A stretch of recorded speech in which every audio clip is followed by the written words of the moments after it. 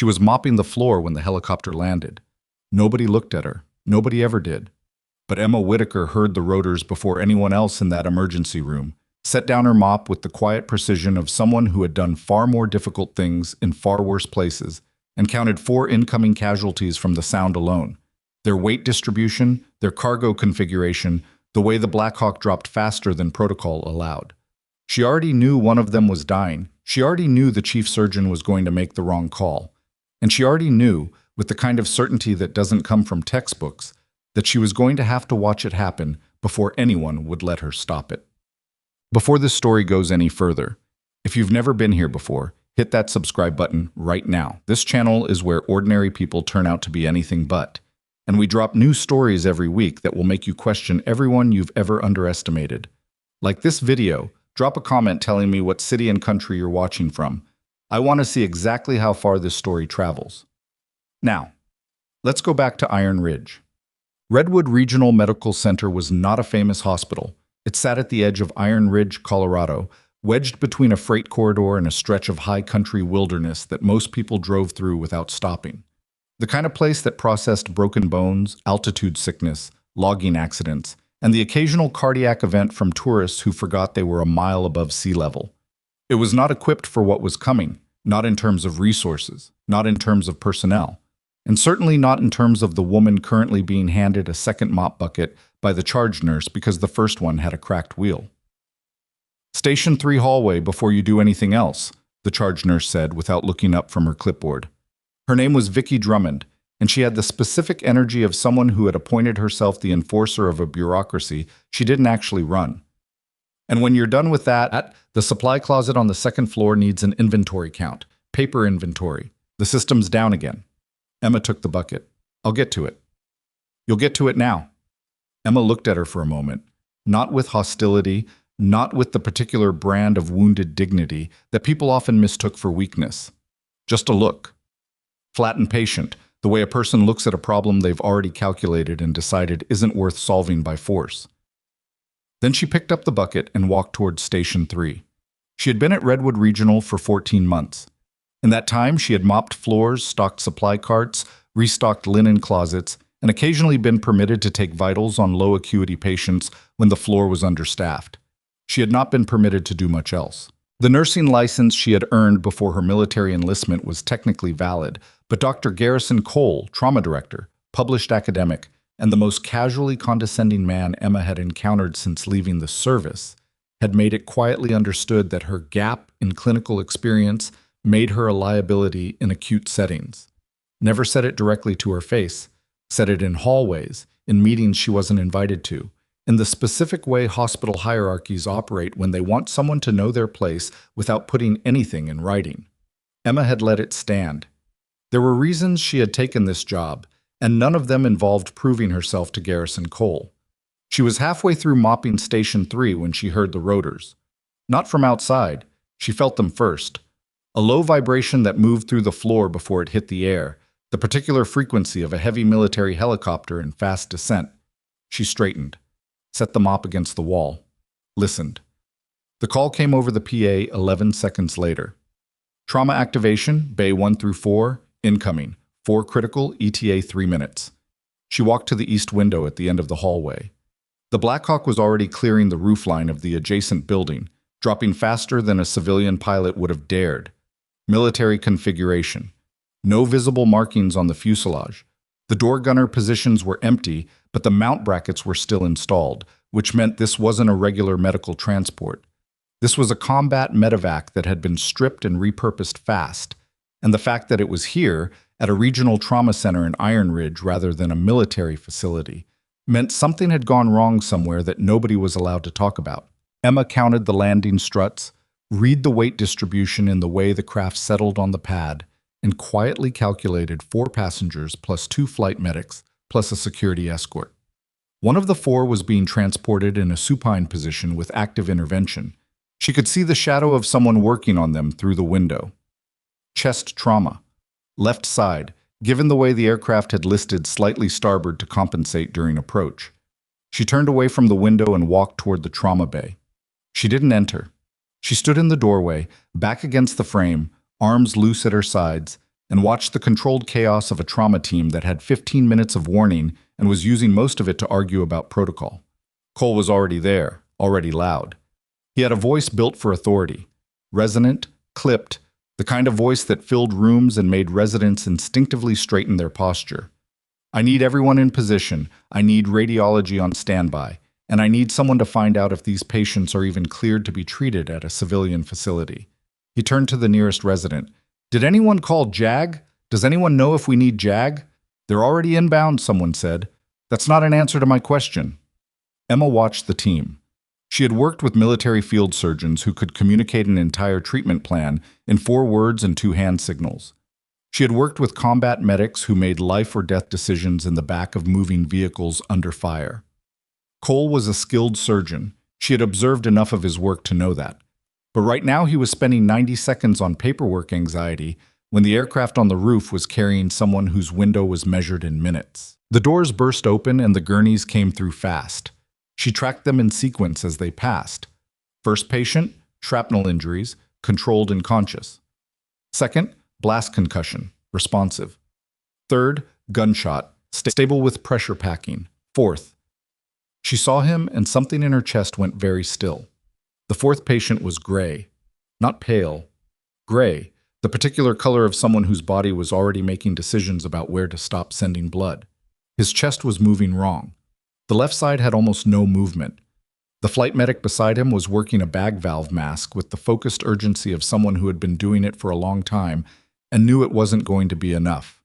She knew what that was. She had seen it before, multiple times, in conditions considerably worse than this well-lit emergency bay with 4 functioning defibrillators and a fully stocked resuscitation cart. She took half a step into the doorway. "Doctor." Her voice was level, not loud. "He's losing the lung." Cole didn't look at her immediately. He was already moving toward patient 3, reading the field report the flight medic was rattling off.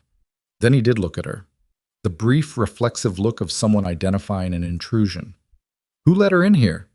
"She was just, get out of my trauma bay." Emma didn't argue. She didn't raise her voice or plant her feet or do any of the things that would have been satisfying and completely counterproductive. She took 1 step back, folded her hands in front of her, and waited. Cole moved to patient 4. She watched him do the initial assessment, watched him call for a chest x-ray, watched him spend 40 seconds. She could have told him they didn't have on a portable imaging order when the clinical signs were already visible if you knew what you were looking for. The monitor beside patient 4 let out a single sustained tone. Cardiac arrest. Cole's voice went sharp. "Get the crash cart. Where's the crash cart?" Emma was already moving. She didn't run. Running in trauma bays created chaos and knocked things over and made people freeze. She moved fast and direct, and she was at the bedside before the crash cart reached the door. She pulled the surgical drape off the tray without asking, grabbed what she needed by feel, she didn't need to look, and positioned herself at the patient's left lateral chest with the economy of motion that came from doing this the first time in the back of a Humvee with no lights and incoming fire. "What the—" "Someone remove her." "Give me 4 seconds," she said. Not a request, not a plea. A statement delivered with the flat certainty of someone doing math. She located the 4th intercostal space by touch. 1 motion. The needle went in. The sound was immediate, a hiss of pressurized air releasing from the chest cavity, distinctive and unmistakable, the specific relief of a tension pneumothorax being decompressed before it finished killing someone. The monitor's sustained tone broke into a rhythm, ragged at first, then steadier. The room was completely silent. Emma withdrew, took 1 step back, set the needle in the sharps container and said, "He'll need a chest tube. Left side, 4th intercostal, as soon as he's stable enough to tolerate it. There's also subcutaneous emphysema at the shoulder. You'll want imaging to rule out clavicular fracture affecting the subclavian." Then she looked up. Every resident, every nurse, every surgeon in that bay was staring at her. Cole was staring at her. She met his eyes without apology or triumph. "I'll wait outside if you need me to." Cole opened his mouth, closed it, looked down at his patient, who now had a heartbeat, and then back at the woman who had caused that to happen in approximately 6 seconds, using a single needle. Something moved across his face that she recognized as a man doing rapid calculations about what had just occurred and what it meant for his authority, his assessment, and his mourning. He said nothing. Emma turned to the next gurney and began a secondary assessment of patient 2.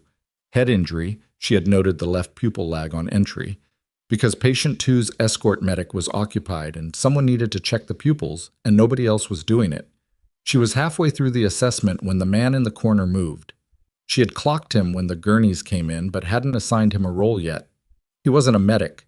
He was moving with his hands too free, too aware of exits, the particular alertness of someone whose job was to track threats rather than treat injuries.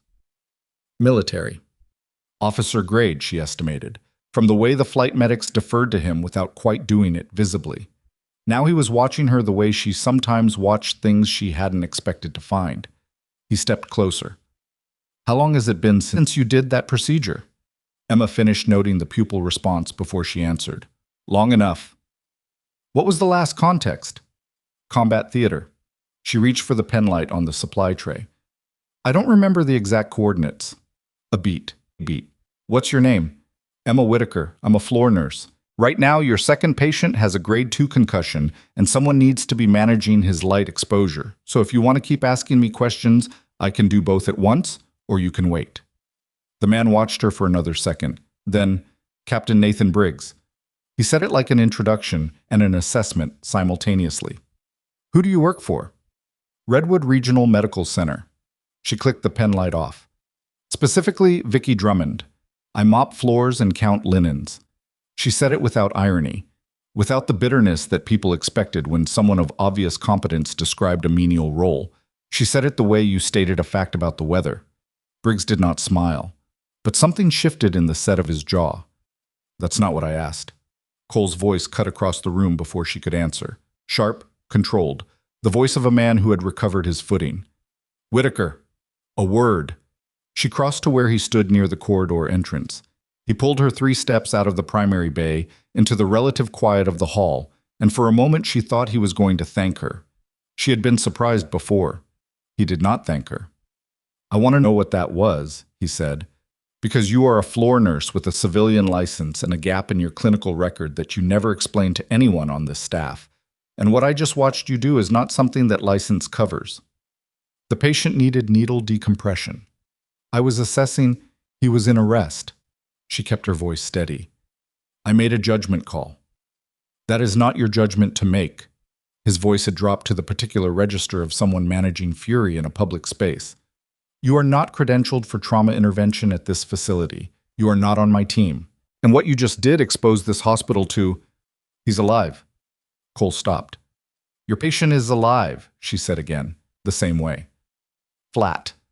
Not triumphant, just accurate. If you want to have a conversation about my credentials after you finish treating 4 critically injured patients, I will be available. I'll be in the hallway. She turned and walked back toward the trauma bay. Behind her, she heard Cole say something to the charge nurse. Tight, clipped, the beginning of a disciplinary action she recognized by its tone. She had expected it. It didn't change anything. In the trauma bay, Briggs was on a phone that was not a civilian model. Encrypted, military grade, the kind that required specific clearance to operate on domestic soil. His voice was low and careful. She caught fragments, not enough to reconstruct the conversation, but enough to know it was about her. She checked patient 3's pressure packing, still holding. Good. Her own phone, civilian, old, slightly cracked at the corner, buzzed in her scrub pocket. She didn't take it out immediately.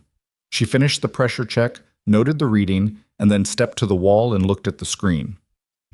Unknown number, encrypted origin, which the phone flagged with a small icon she had set up years ago and never expected to use again. She answered. The voice on the other end was familiar in the way that things from a previous life are familiar. Not comfortable, not warm, but known with the particular depth of shared experience under pressure. Lieutenant Whitaker. She said nothing for a moment. You still there? The voice asked. I'm here. She kept her eyes on the trauma bay. You have the wrong number. I have exactly the right number. We've been watching the Iron Ridge situation since 0300 this morning. I know where you are, and I know what you just did. A pause. We need you. I don't do that anymore. That's what you said 2 years ago when you took the nursing job. You're still doing it. Another pause, shorter. 4 operators came in on that bird. We think this wasn't an accident. We think someone knew that team's extraction route and made a decision, which means those 4 men are still targets. And right now, the only person in that building I trust to keep them alive is the one who wasn't supposed to be there at all. Emma looked at the man on gurney 4. His chest was rising and falling. Both sides now, which was the most beautiful thing she had seen in weeks. I'll call you back, she said. She ended the call, slid the phone into her pocket, looked up. Briggs was watching her from across the room with the expression of a man who had just spoken to someone who had told him exactly who she was, and was now seeing whether what he'd been told matched what was standing in front of him. She crossed the room toward him. He didn't speak until she was close enough that the conversation wouldn't carry. Who just called you? He said. She looked at him steadily. Someone from a long time ago. What did they say? Outside, through the narrow window at the end of the corridor, the Black Hawk was still on the roof. The crew hadn't left. They were waiting. That was not standard procedure for a medical transport drop. That was the behavior of a crew that had been told to stay close. Emma looked at the 4 men in the trauma bay. Alive, 2 of them awake now, all of them watched over by a medical team that still had no idea what had brought them here, or who might already know where they'd landed. They said those men might still be in danger, she said. And I think they're right. Briggs held her gaze for 3 full seconds. Then he looked down at the phone in his own hand, the encrypted military model, and back up at her. Lieutenant Whitaker, he said. It was the first time anyone in Iron Ridge had called her that. Something shifted in the air between them. Not warmth, not camaraderie. Something more functional than that. The specific recognition between 2 people who have both operated in spaces where mistakes have permanent consequences, and who have both, in the last 12 minutes, seen what the other is capable of. The call you just got, he said quietly. Was it Colonel Hess? She didn't answer, which was its own kind of answer. Briggs looked at the trauma bay, then at the doors, then at the single security guard stationed at the main entrance, a young man named Todd, who Emma knew by name because she brought him coffee on overnight shifts, and he was 22 years old and had no idea what kind of evening he was about to have. We need to talk, Briggs said. We do, Emma agreed. And down the hall, out of sight, in the stairwell that connected the emergency level to the service corridor where the supply deliveries came in at night, a door opened that had no business opening at this hour, and then closed again, very quietly, before either of them looked up. Neither of them moved toward the stairwell door right away. That was a discipline thing. Emma had learned early that the instinct to immediately investigate a sound was how you got separated from your position, and right now her position was this hallway, these 4 patients, this building. Briggs had learned the same lesson somewhere else, probably harder. They looked at each other, and a full second passed where the only sound was the hiss of ventilation and the distant beep of monitors from the trauma bay. And then Briggs tilted his head almost imperceptibly toward the far end of the corridor, and Emma gave a single nod that meant she understood. He moved toward the stairwell. She moved back toward the trauma bay. Not because the patients needed her specifically in that moment. Cole's team had stabilized all 4, and the 3rd-year resident covering patient 2 had finally remembered to dim the overhead lights without being told. Emma moved back because the trauma bay had a direct sightline to the service corridor entrance, and if whatever had opened that door came through the ground-level access instead, she would see it before Briggs would. She positioned herself at the supply cart just inside the bay entrance, close enough to look purposeful, far enough to see both the corridor and the room. Cole noticed her re-entry and opened his mouth. She spoke first, quietly, without looking at him. Patient 4's pressure is drifting. Someone should cycle the cuff. He looked at the monitor. The pressure had in fact begun to drift. She had seen it 30 seconds ago when she was still in the hallway. Cole looked from the monitor to her and back, and whatever he had been about to say got swallowed by the more immediate problem of doing his job. He turned away. Emma stayed where she was. Briggs came back 3 minutes later. He stopped beside her without any preamble. Door was ajar, service access. No one in the stairwell when I got there, but there was a palm print on the push bar. Fresh, you could see the moisture. He paused. Someone came in that way and didn't want to be noticed. Or someone went out. He considered that. Either way. Is there security footage on the service entrance? I'm working on it. He glanced at the patients. Hospital administration is about to arrive. Someone called the chief medical officer. A beat. Cole called him. Emma absorbed this. The chief medical officer at Redwood Regional was a man named Dr. Terrence Abbott, who she had met exactly once, at a mandatory all-staff meeting 8 months ago, and whose primary interest in that meeting had appeared to be finishing it as quickly as possible. He was not someone she expected to be useful tonight. How long? She asked. 20 minutes, maybe less. Briggs looked at her directly. When he gets here, he's going to want to know who you are and what you were doing in this trauma bay.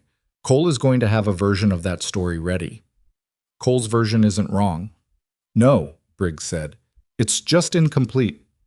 She held his gaze for a moment. Then she looked back at the patients. Patient 4, the one whose chest was now moving correctly, the one whose heart had been stopped and was no longer stopped, the one who was technically alive because she had been in the right hallway at the right moment, with the right 14 years of training that nobody in this building officially knew about, was beginning to show the particular restlessness of someone whose body was waking up from a crisis and didn't understand why it was in a hospital. She crossed to the bedside, reached for the call rail, put her hand on the patient's forearm, not restraining, just present, and said, low and even, "You're in a hospital, you're stable, your team is here."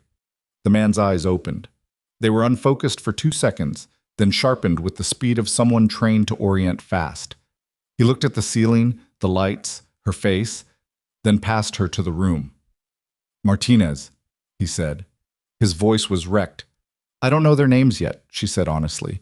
"But all 4 of you came in together, and I've been watching all 4 of you. Nobody's lost." Something in the man's face shifted.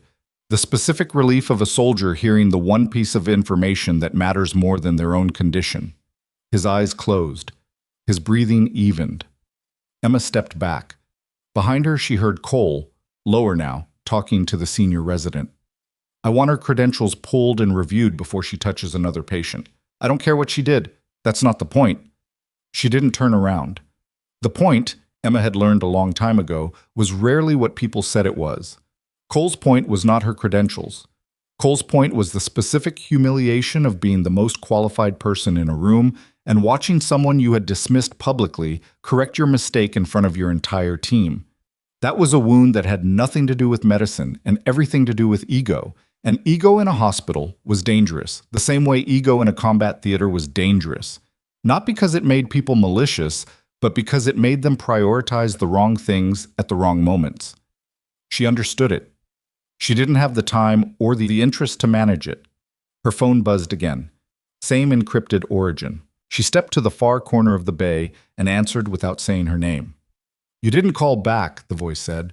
"I've been occupied." "I know. Briggs called in. He confirmed you intervened on Carver. That's the patient you decompressed. Former MARSOC. 3 tours." A pause that sounded like someone choosing words. "He would have died, Emma." "He almost did anyway." But he didn't. The voice, Colonel Hess, she had known it was him from the first word. She had worked under him for 6 years, and you didn't forget a voice like that, shifted slightly. "I need you to understand what I'm about to tell you. The 4 men in that building were on a classified extraction following a domestic operation. Not overseas. Domestic. The incident that put them on that helicopter happened 40 miles outside of Denver, which means whatever happened to them happened on American soil, and someone knew where they were going to be." Emma was quiet. "We're sending a team," Hess said. "But we need time. 6 hours, maybe 8. Until then, those men are in a civilian hospital with minimal security and at least one unknown person who may have accessed the building in the last 30 minutes. I know about the door." "Then you understand why I'm calling." She looked at patient 4, Carver, she now had a name for him, and then at the other 3, each in various stages of stabilization, each of them unaware that the thing that had tried to kill them 40 miles outside Denver might not be finished. "I'm not operational," she said. "You were operational 45 minutes ago." "That was different. How?"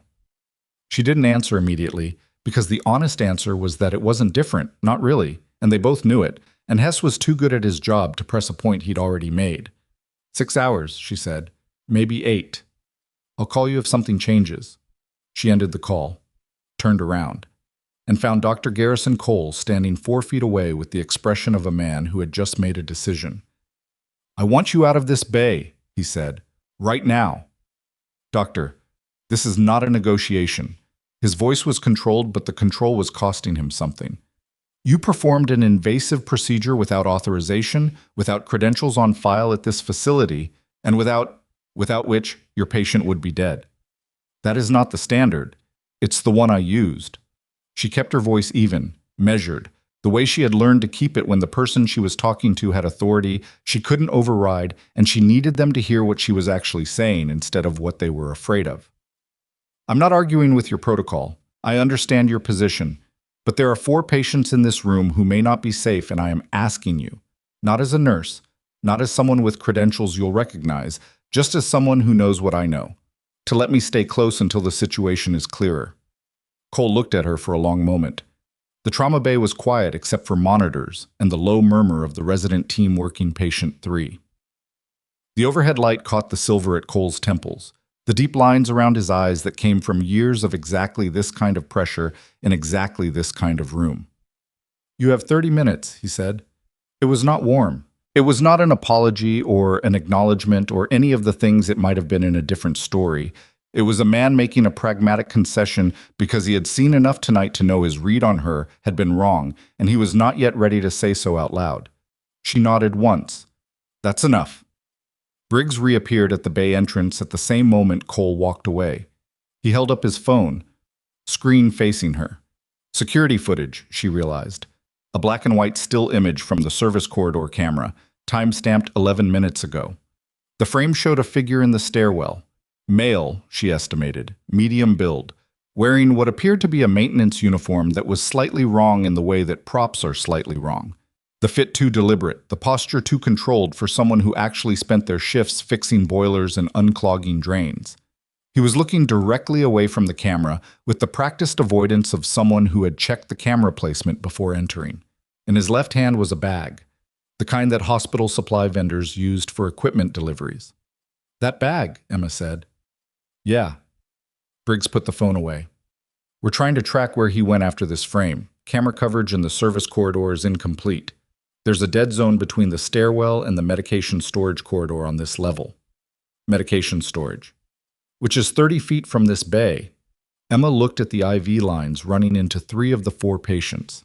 All set up by Cole's team, all drawn from the standard floor supply, all perfectly ordinary. She thought about the timeline, when the patients had arrived, when the helicopter had landed, when that stairwell door had opened, and ran the numbers the way she had been trained to run them, looking for the window where someone could have accessed a supply line without being seen. It was tight, but it wasn't impossible. "I need someone to check the IV supplies," she said. "Not the ones running, the reserves. The unopened bags from the current floor stock." Briggs looked at her. "You think he got to the supplies before we secured the bay?" "I think he got into the building before any of us knew to secure anything." She was already moving toward the medication station at the back of the bay. "And I think someone who knows enough to track a classified extraction route and position an asset in a regional hospital in Iron Ridge, Colorado, also knows that the easiest way to finish what they started is to make it look like a treatment complication." Briggs said something into his phone, terse, 2 sentences, and then followed her.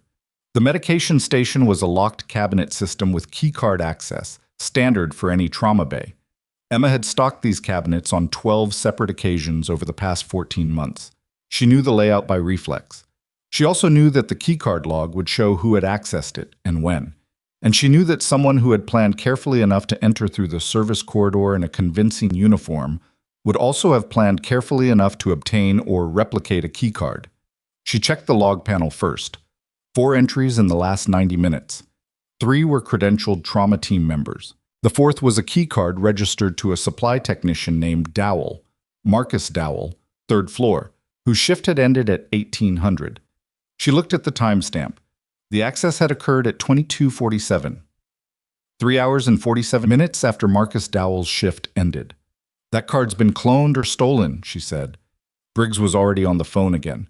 Emma opened the cabinet with her own emergency override, a code she had memorized for resupply purposes and never expected to use for this, and began checking the IV stock. Most of it was fine. She could tell by handling the bags, by the weight and resistance, by the seal integrity. She had examined enough field medical supplies in enough compromised environments that her hands knew what normal felt like before her eyes confirmed it. The third bag she checked was not normal. The seal was intact, visually, perfectly intact. But the resistance was wrong. Slightly softer than saline should be at this temperature, in this type of bag, at this fill level. She held it up to the light and tilted it, and something that should not have been present moved through the solution in a way that saline did not move. She set it down carefully, did not drop it, did not hand it to Briggs, did not do anything that might further agitate whatever was suspended in that bag. "We need pharmacy," she said, "and we need a hazmat protocol, right now." Briggs looked at the bag, then at her face. "Is that— I don't know what it is." She was already scanning the rest of the cabinet. "But it's not what it says it is." The next 4 minutes were controlled and fast. Briggs cleared the immediate area around the medication station. Emma checked the remaining bags. 2 more showed the same resistance anomaly and isolated them on a separate tray without breaking their seals. She tagged each one with the time and her initials, the way she had been trained to document evidence in field conditions. And when the charge pharmacist arrived, looking confused and underprepared, Emma handed her the tray with a set of instructions so specific and calm that the pharmacist followed them without questioning anything for a full 90 seconds before she started to understand what she was looking at. Dr. Abbott arrived during this process. Terrence Abbott was a tall man with the kind of posture that suggested he had once been athletic and now channeled that discipline into institutional authority. He came into the trauma bay at 2301 with Cole at his shoulder and the charge nurse behind Cole, and he stopped when he saw the isolation tray and the pharmacist and Briggs on the phone, and Emma Whitaker standing in the middle of it all with her hands in examination gloves. "Someone tell me what is happening in my hospital," he said. Cole said, "That's actually a longer conversation than—" "Someone," Abbott said, looking directly at Emma, "tell me now." Emma pulled off one glove and gestured at the tray. 3 bags of IV saline from your floor stock have been adulterated. I don't know the compound yet. Pharmacy is running initial assessment. Someone accessed this cabinet at 2247 using a keycard assigned to an employee whose shift ended at 1800. She paused. The 4 patients in this bay are special operations personnel who may have been targeted. The sabotage of the supply line is consistent with an attempt to continue that targeting inside this facility. Abbott stared at her. Cole said, very quietly, "She's a floor nurse." "She was," Briggs said from across the room, phone still at his ear. He looked at Abbott directly. "Currently, she's the reason your patients are still alive and the reason you know about those bags. Captain Nathan Briggs, 75th Ranger Regiment Liaison. I need you to implement your facility security lockdown protocol, and I need you to do it in the next 60 seconds. Abbott looked from Briggs to Emma to Cole. He was a man being asked to absorb several things simultaneously that each would have been, in a normal week, the most significant event of his professional career. To his credit, he only took 4 seconds.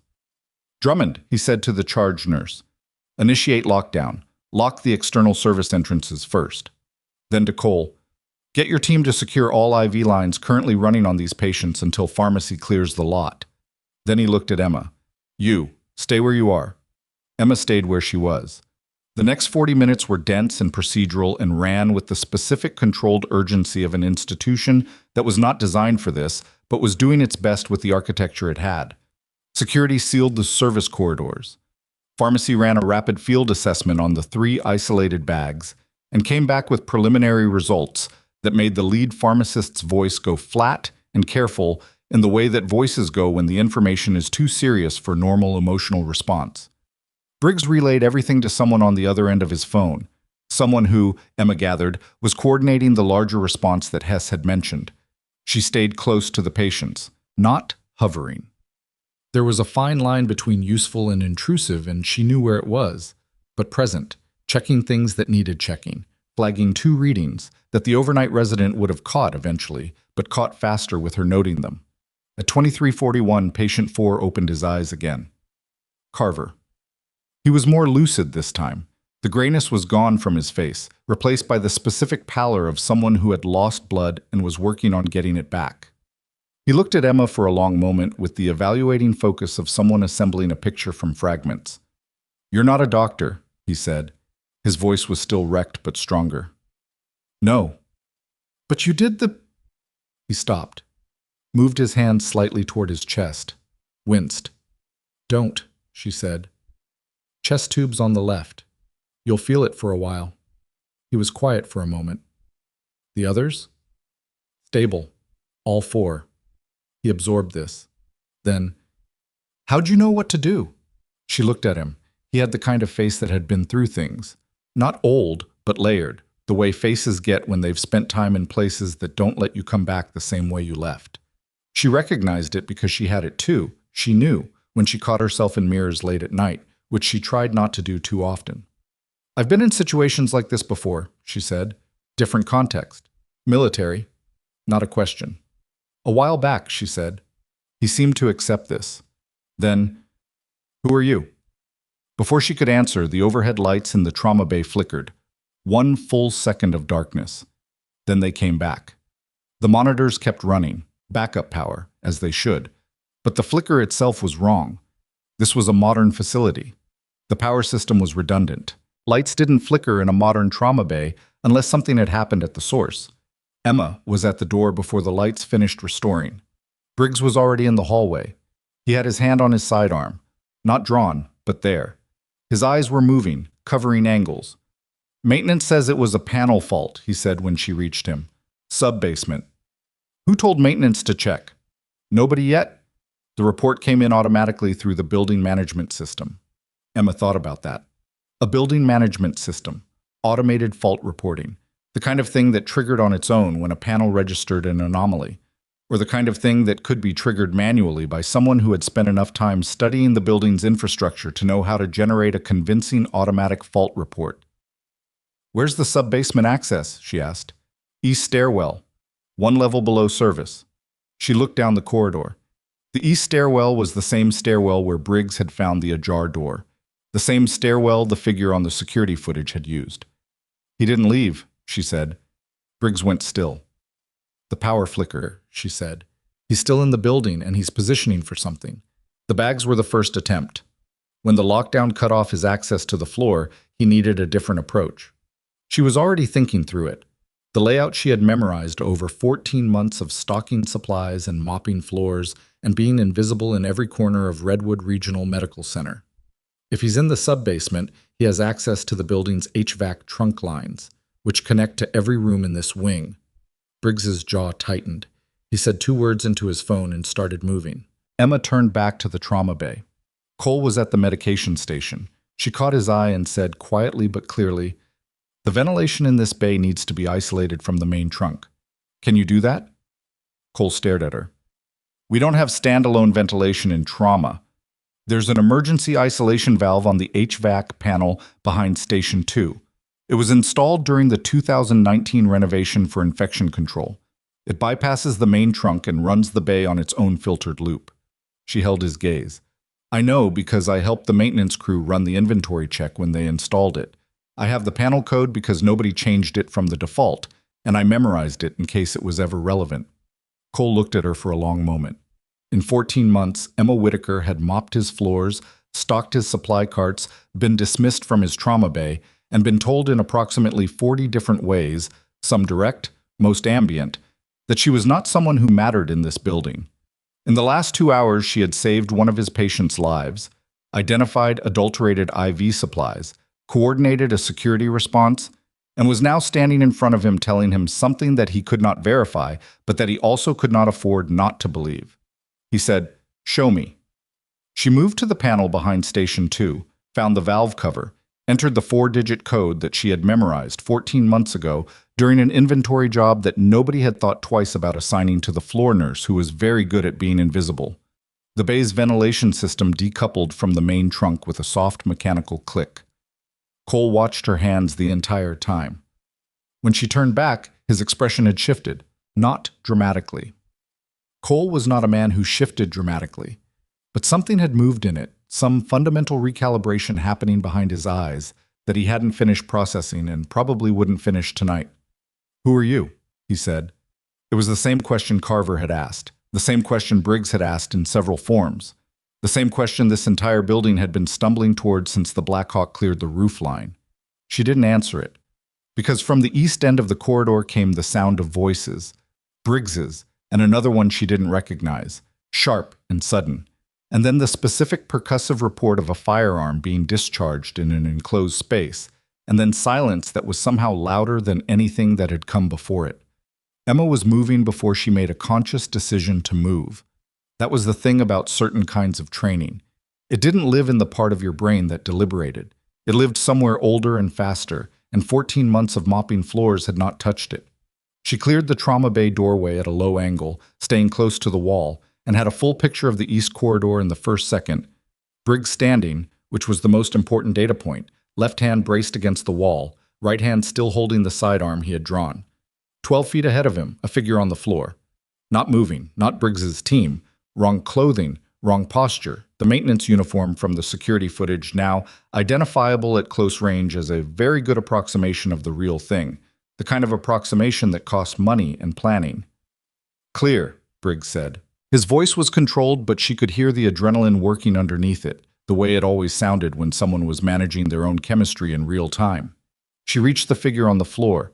Male, mid-40s, she estimated. He had taken a round to the right shoulder and gone down hard.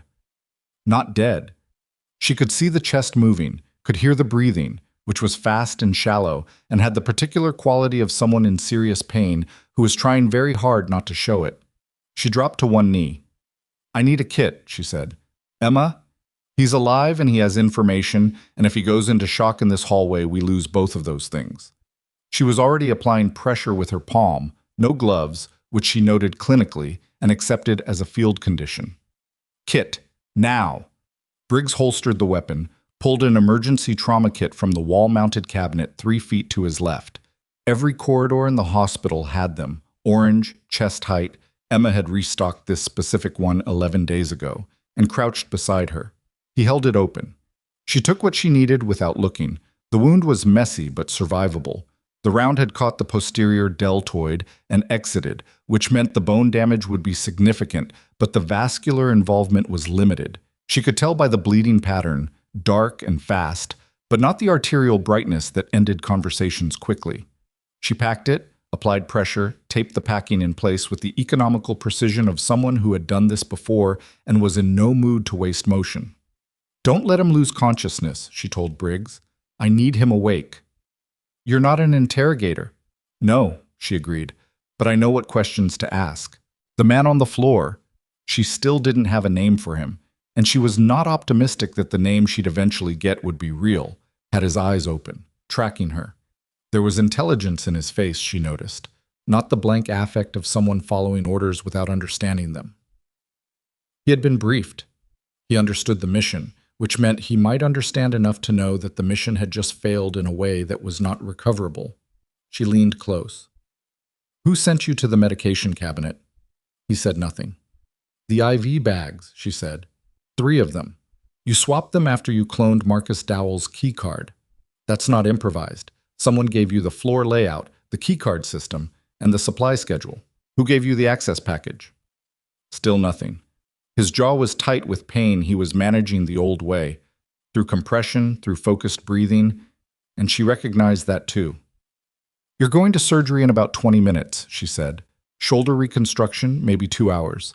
When you wake up from that, there are going to be federal agents in the room, and the conversation you'll be having then will be very different from this one. She held his gaze. Right now, I'm the only person in this building who might be interested in the part of the story where someone gave you bad information, because whoever sent you here tonight did not tell you what you were walking into. Something shifted in his face. It was small, a tightening around the eyes, a fractional change in his breathing pattern. She didn't push it. She leaned back, stood up, said to Briggs quietly, He was told the operators were unguarded. Someone in the planning chain didn't know I was here. Briggs looked at the man on the floor. Or didn't know who you were. Either way. She stripped off the makeshift pressure dressing glove she'd improvised from the kit packaging. The IV bags. What did pharmacy get on the compound? Preliminary is potassium chloride solution. Concentration high enough to induce cardiac arrest within 20 minutes of administration. Briggs said it flatly, the way people said things that needed to be said without editorializing. They're running confirmation now. Potassium chloride. Untraceable in a trauma setting if the patient was already compromised. If those bags had gone up on any of the 4 operators tonight, it would have looked like a treatment complication. The body's response to fluid resuscitation after blood loss could produce electrolyte dysregulation, and in a busy trauma bay with 4 critical patients and an overworked team, the first cardiac event might have been attributed to the injury before anyone looked at the line. How many people knew the operators were coming to this hospital specifically? She asked. Routing decisions for the medevac were made less than 90 minutes before touchdown. Encrypted channel, cleared personnel only. Then either the channel isn't as clean as someone thinks, or one of the cleared personnel isn't. Briggs looked at her for a moment with the expression of someone confirming a conclusion they had already reached. Colonel Hess said the same thing 40 minutes ago. He paused. He also said to tell you the team is 6 hours out, not 8. They moved the timeline. Good. He said something else. Briggs's voice shifted slightly. Not warmer exactly, but with a different weight. He said when you left the service, you filed the paperwork yourself. Didn't ask for a reassignment, didn't apply for a medical exemption. Just filed a standard separation. He said he never understood why. Emma looked at the man on the floor, who was being attended now by 2 trauma nurses who had come from the bay at Briggs's radio call. She watched them work, efficient, competent, doing exactly what was needed and nothing extra. He knew why, she said. He just wanted to hear it from me. She turned toward the trauma bay. I need to check the patients. She spent the next 20 minutes doing exactly that. Not as a performance for Cole or for Abbott or for anyone watching. She would have done it regardless of who was in the room. Patient 4, Carver, had his eyes open again and tracked her entry with the steady attention of someone building a map. Patients 1 through 3 were in various states of medicated stability. She checked each IV line personally, confirmed each connection, read each monitor. She was not the attending physician, and she was not pretending to be. She was the person in the room who currently had the most complete picture of what the threat looked like and what it might try next. Cole was there. He watched her work without interfering. At one point, she needed the chart for patient 3. A gunshot wound to the lateral abdomen that had been surgically addressed but whose post-op vitals were tracking at the lower edge of acceptable, and she turned to find Cole already holding it out. She took it, read it, handed it back. His pressure's going to drop in the next hour, she said. Probably not catastrophically, but enough to warrant a second look at the surgical repair. The pre-op imaging showed the round tract close to the mesenteric vessels. Cole was quiet for a moment. The attending surgeon is Dr. Nora Halverson. She's the best abdominal surgeon on staff. I know, I've watched her work. She paused. Can you get her on the phone? Cole looked at her. Yes, he said, and walked away to do it.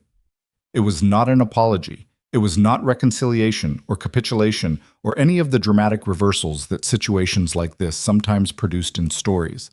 It was a man who was good at his job making a decision to use the best resource available to him, regardless of his feelings about it, which was all Emma had ever expected from anyone and more than she usually got. Dr. Abbott came back into the bay at 0047. He had been on his phone since the lockdown. She had seen him in the hallway twice, once gesticulating with the controlled fury of a man receiving instructions he didn't like, once very still and listening. Now he crossed directly to her. I've been in contact with hospital security, Iron Ridge PD, and someone from the Department of Defense who I have never spoken to in my life, and who declined to give me his full name. He said it without inflection. I've been told that a federal investigation is active, that this facility is now a secondary site of a criminal inquiry, and that I should extend every possible cooperation to Captain Briggs, and, he paused, to you. That's more cooperation than I need, Emma said. I need access to the building management system and someone who knows the HVAC layout below the ground floor. Abbott blinked. The building management system. The power flicker was manufactured. Someone in the sub-basement triggered it to test the building's response, to see if it would cause a lockdown, reroute security, create confusion in the bay. They used the building management system to make it look like an automatic fault report. She looked at him directly.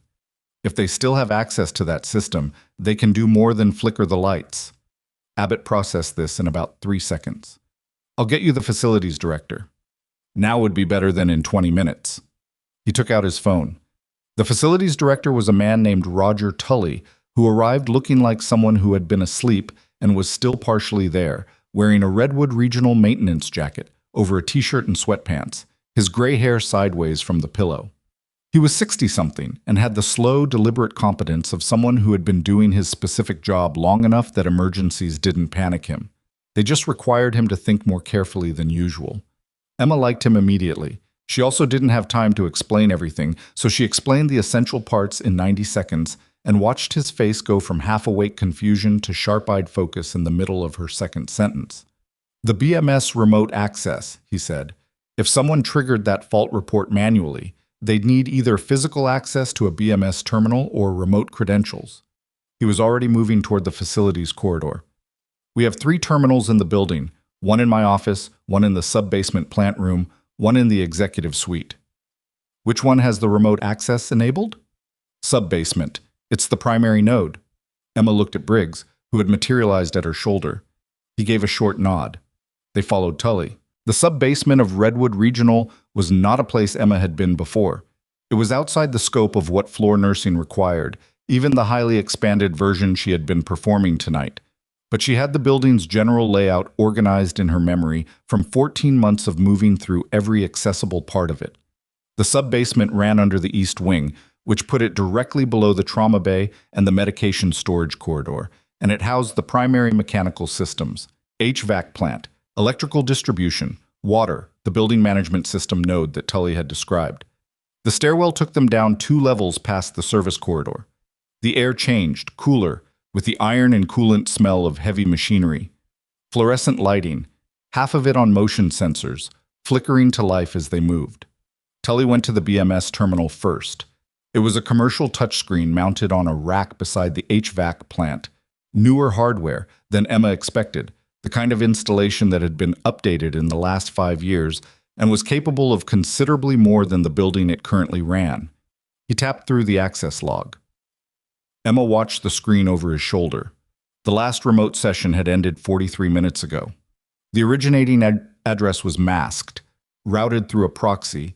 She could tell from the session metadata, the kind of routing required tools not available to casual users. "Can you tell what they accessed?" she asked. Tully scrolled.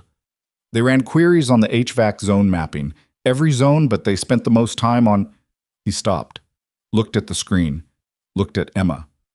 "Zone 7. That's the trauma wing." Emma looked at Briggs. "They were mapping the ventilation, looking for the trunk lines." "For what?" "I don't know the compound yet." She said it without dramatic emphasis, as a statement of fact, but the weight of it sat in the air between them. The IV bags were the first method. The building access was the second. If both of those failed, they'd have a third. She looked at the HVAC plant, the massive air handling units, the ductwork running in every direction. "The ventilation into trauma is isolated now. Bay-level emergency valve. I closed it 2 hours ago. But if someone introduced an agent into the main trunk before I did that, we need to test the air," Briggs said. "We need to test it now." Tully was already on his radio to the facilities team. Emma moved along the ductwork, checking the access panels. Sealed, sealed, sealed. And then she found it. Third panel from the east wall. The sealant around the inspection plate was slightly disturbed. Not enough that you'd notice unless you were specifically looking for it. The kind of disturbance that came from the plate being removed and replaced carefully rather than left open, the way a technician doing maintenance would just leave it open until the work was done. She didn't open it. "Here," she called. "Don't touch it. Call whatever hazmat team Iron Ridge has and get air quality monitoring equipment down here." Briggs was on the phone before she finished the sentence. She stepped back from the panel, looked at the ductwork mapping on the wall, a faded schematic laminated and posted for maintenance reference, and traced the Zone 7 trunk from its origin. It split at the third junction, one branch going to the trauma wing, one to the surgical suites. The isolation valve she had closed in the trauma bay had decoupled the trauma wing branch, but the surgical suite branch was still connected to the main trunk. And patient 3, the one whose pressure she was watching, whose mesenteric repair Dr. Halverson was about to reevaluate, was currently in post-op recovery in the surgical suite. "The surgical suite," she said. Briggs understood immediately. He was already moving, phone to his ear, and Emma was right behind him because the math was simple and brutal. If there was an agent in the main trunk, and the surgical suite was still drawing from it, and patient 3 was in post-op recovery in the surgical suite right now. She took the stairs at a pace she hadn't allowed herself in months. Briggs was faster, but she was close. 2 levels up, through the service door, hard left into the corridor that connected to the surgical wing's post-operative recovery area. She knew the route from supply runs, from the mental map she had been building without intending to, out of the simple habit of a person who had spent a significant portion of her adult life in environments where knowing the layout was the difference between getting out and not. The recovery room nurse, a compact, gray-haired woman named Patrice, who Emma had worked beside on 3 separate overnight shifts, and who she trusted in the specific way you trusted people you had watched do their jobs under pressure, looked up from the monitoring station with the expression of someone who knew that people didn't run through surgical corridors for no reason. HVAC, Emma said. Is patient 3 still on room air? Patrice read her face. Took 1 second. He came off the vent 20 minutes ago. He's breathing independently. Emma looked at the room's ventilation register. Ceiling mounted, standard, active, drawing from the main trunk. Get him on a sealed mask, she said. Oxygen from the wall, not room air, right now. Patrice did not ask for a credential check. She was already moving. Emma followed her in. Patient 3. She didn't have his name, she realized. She had been thinking of him as a data point all night, and at some point in the next 12 hours she would need to correct that. Was awake. Young, she registered. 24 or 25, she estimated, with the particular quality of youth that combat experience accelerated past its chronological station. He looked at her with calm, measured eyes that had clearly seen enough to know that someone putting a sealed oxygen mask on his face with evident urgency was not a thing to panic about. He let Patrice fit the mask without moving. Then he looked at Emma and said something into the mask that she couldn't quite hear. She leaned closer. Is Carver okay? He said, muffled but clear enough. She looked at him. This young man in a post-op bed, breathing carefully, watching her with calm eyes, while something unknown moved through the ventilation above him. Yes, she said. He's okay. He nodded, once, and looked at the ceiling. The hazmat team from Iron Ridge, 3 people, which was the entirety of their capacity, working out of the municipal fire department rather than any dedicated facility, arrived at the sub-basement with air monitoring equipment that Emma privately assessed as adequate for a chemical plant incident, but not necessarily for whatever a professional operation had introduced into a hospital ventilation system. She said this to Briggs at a volume that only he could hear. I know, he said. The military team is bringing their own when they arrive. When do they arrive? 3 hours. 3 hours. She did the math on air exchange rates in the surgical wing, on the time to exposure window for whatever compound had been in the access panel, on the fact that they did not know the compound and therefore could not calculate the exposure threshold. The honest answer was that 3 hours might be fine or might not be fine, and the only way to know was the test, and the test would take time they might or might not have. We need to evacuate the surgical wing, she said. That's 6 patients in post-op and 2 active surgical suites. I know. Briggs looked at her for a moment. I need authority from Abbott for a hospital wing evacuation. Then get it from Abbott. He was already on the phone. Abbott took 90 seconds to authorize it, which Emma thought was either very fast or very slow depending on how you looked at it. The surgical wing evacuation proceeded with the controlled chaos of a facility doing something it had drilled but never executed, which meant it was functional but imperfect, which meant Emma spent 22 minutes moving between rooms and corridors, doing the specific work of making sure that imperfect was good enough, checking that the patients being moved were stable enough for the move, that the monitoring equipment was traveling with them, that the nurses doing the moving understood that certain patients could not be repositioned without specific precautions that the evacuation checklist did not account for. Nobody told her to do this. Nobody assigned her. She did it because it needed doing, and she was there. At 0134, every patient in the surgical wing was relocated to the main medical surgical floor or back to the trauma bay, and the surgical wing was sealed pending hazmat assessment. At 0141, the air monitoring team in the sub-basement confirmed a positive reading on the ductwork downstream of the disturbed access panel. They could not identify the specific compound with their equipment. They could confirm it was present.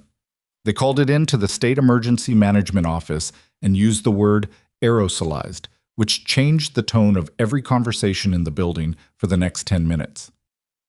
Emma was in the main corridor when Briggs found her. He looked like a man who had been awake for a long time and was running on the particular fuel that came from knowing the situation was not finished. "The man from the stairwell," he said. "He's in surgery. Shoulder." "I know." "He talked before they put him under." Briggs's voice was careful. "He said he was contracted through a third party.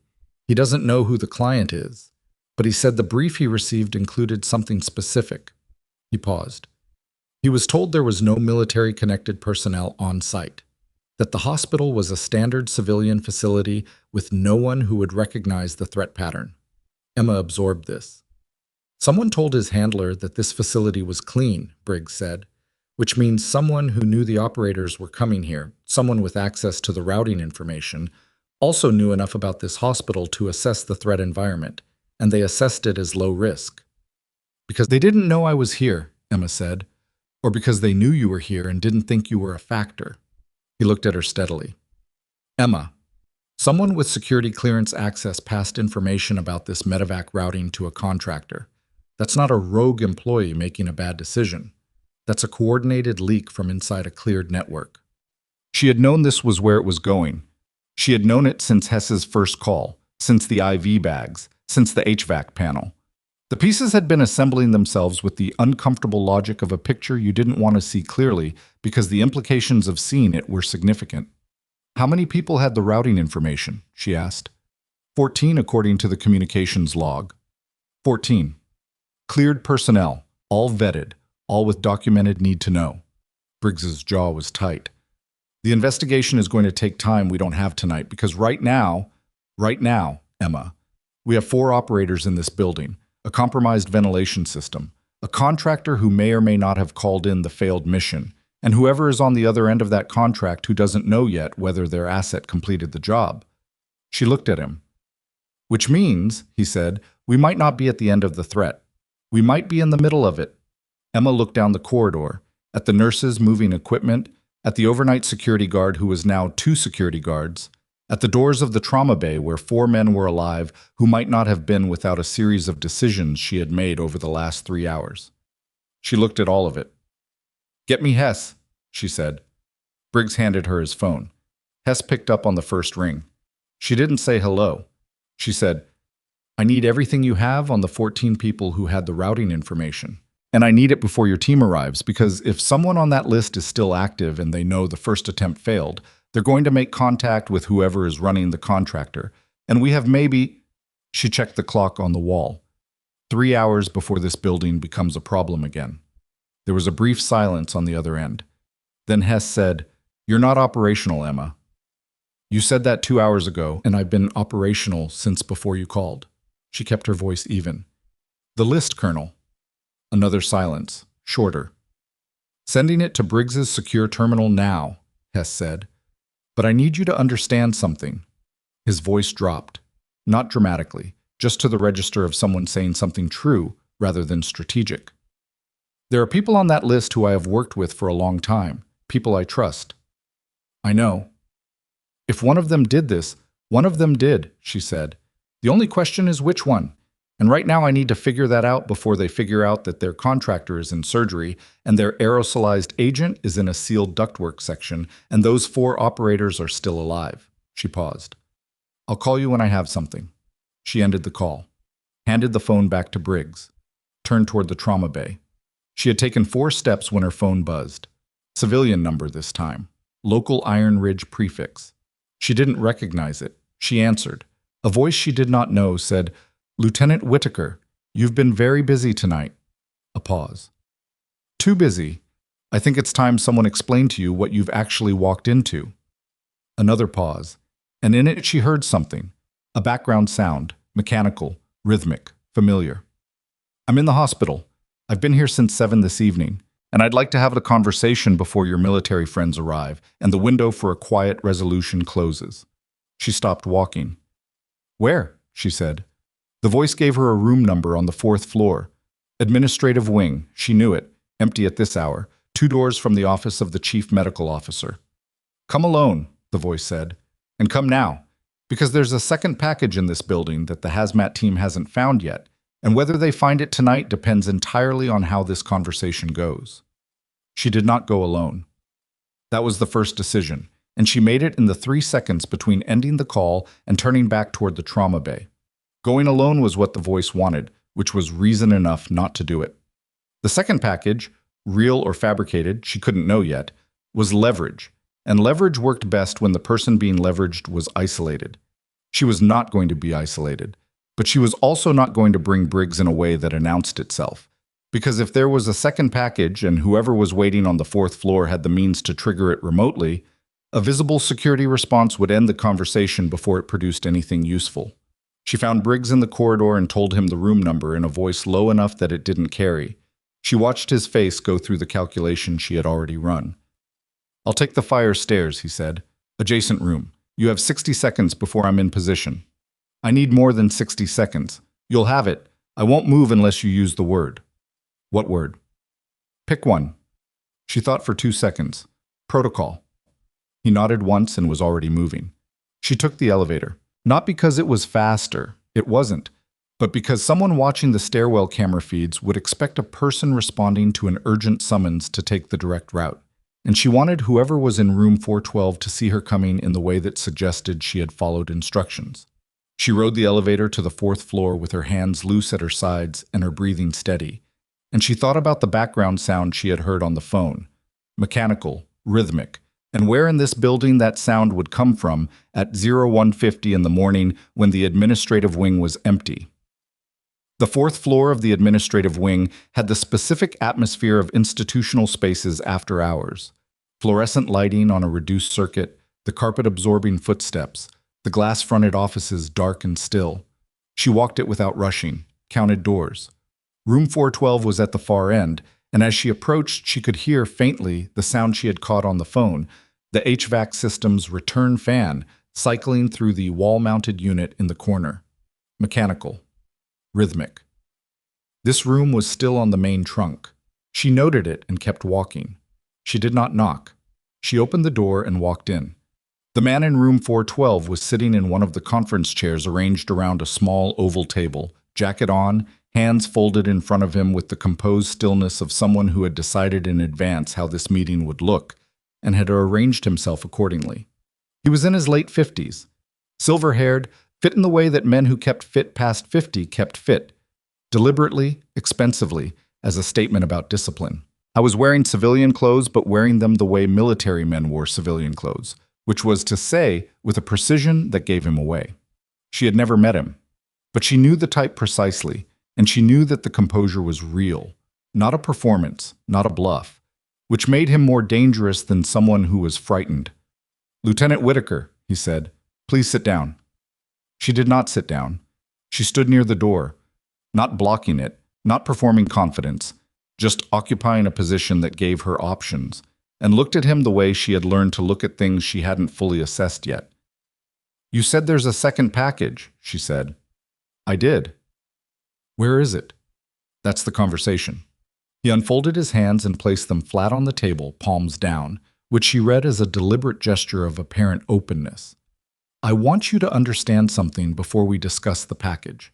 I want you to understand the scope of what you've interfered with tonight." "I'm listening." He began to talk. His name, he told her, was Harlan Voss. He said it without hesitation, which told her one of two things. Either he was confident she already knew it, or he was confident it didn't matter whether she did. He had spent 26 years in military procurement, defense contracts, supply chain logistics, the infrastructure layer beneath the operational layer that most people never thought about. He named the layer without arrogance, as a simple descriptor. He said that what she had walked into tonight was not what she thought it was. Those 4 operators, he said, were the last surviving members of a team that witnessed something 18 months ago in a facility outside Denver. A logistics operation that was never going to see oversight because the people overseeing the overseers had already been managed. He said managed the way accountants said adjusted, a term of art, clinical and clean.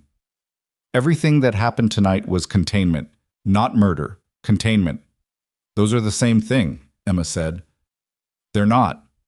He said it with the patience of someone explaining a distinction they had explained before. Murder is personal, containment is operational. The distinction matters for understanding why. Stop. Her voice was level. I don't need the philosophy. I need the location of the second package.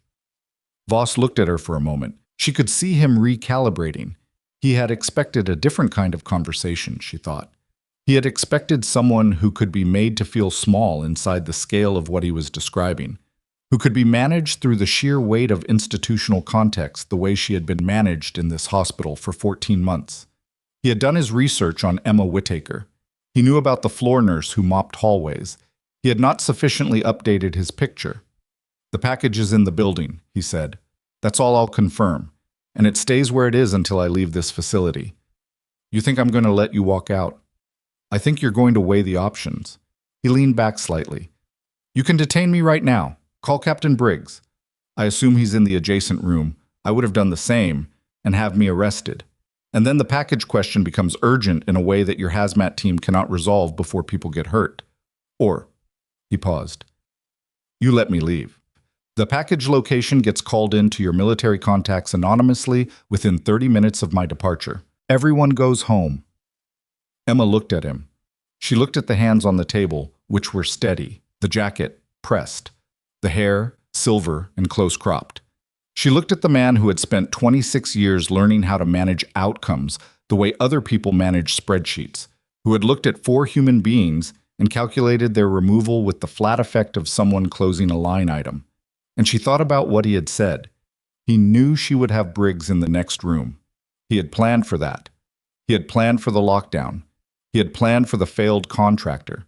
He had come to this room tonight not because his plan was working, but because his plan had failed and he needed an exit. And he had assessed Emma Whittaker, floor nurse, MOP and bucket, invisible furniture, as the exit he could negotiate. That assessment was going to cost him. You accessed the BMS terminal remotely, she said, routed through a proxy, but the session metadata retained the timing and the zone mapping queries. We have that. Voss's expression did not change. The keycard that accessed the medication cabinet was cloned from Marcus Dowell's credentials. Dowell reports his card stolen 2 weeks ago. Iron Ridge PD has the report on file. Whoever cloned it needed the card physically, which means your asset had access to this hospital before tonight and made contact with someone who could get close to a third-floor supply technician. She paused. That's premeditation over a 2-week window. That's not containment. That's conspiracy. A small thing moved across Voss's face. Not fear, something cooler. Reassessment. The contractor you sent tonight talked before surgery, she continued. He doesn't have your name. He won't be able to give investigators a direct link. But he was briefed with information about the medevac routing that was only available through a cleared channel with 14 access points.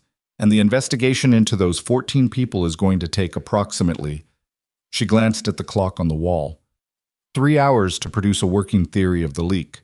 Because Colonel Hess runs clean investigations, and he has been running this one since before he called me tonight. The silence in the room had changed quality. It was no longer the silence of someone in control of a conversation. It was the silence of someone listening to the architecture of their situation being described from the outside. You came here tonight to negotiate your exit, Emma said. You told me there's a second package because you needed leverage, and you needed leverage because you don't have any other currency left. The contractor is gone. The IV bags are in a hazmat chain of evidence. The HVAC panel is sealed and sampled. The BMS access log is preserved. She let that land. You don't have a package.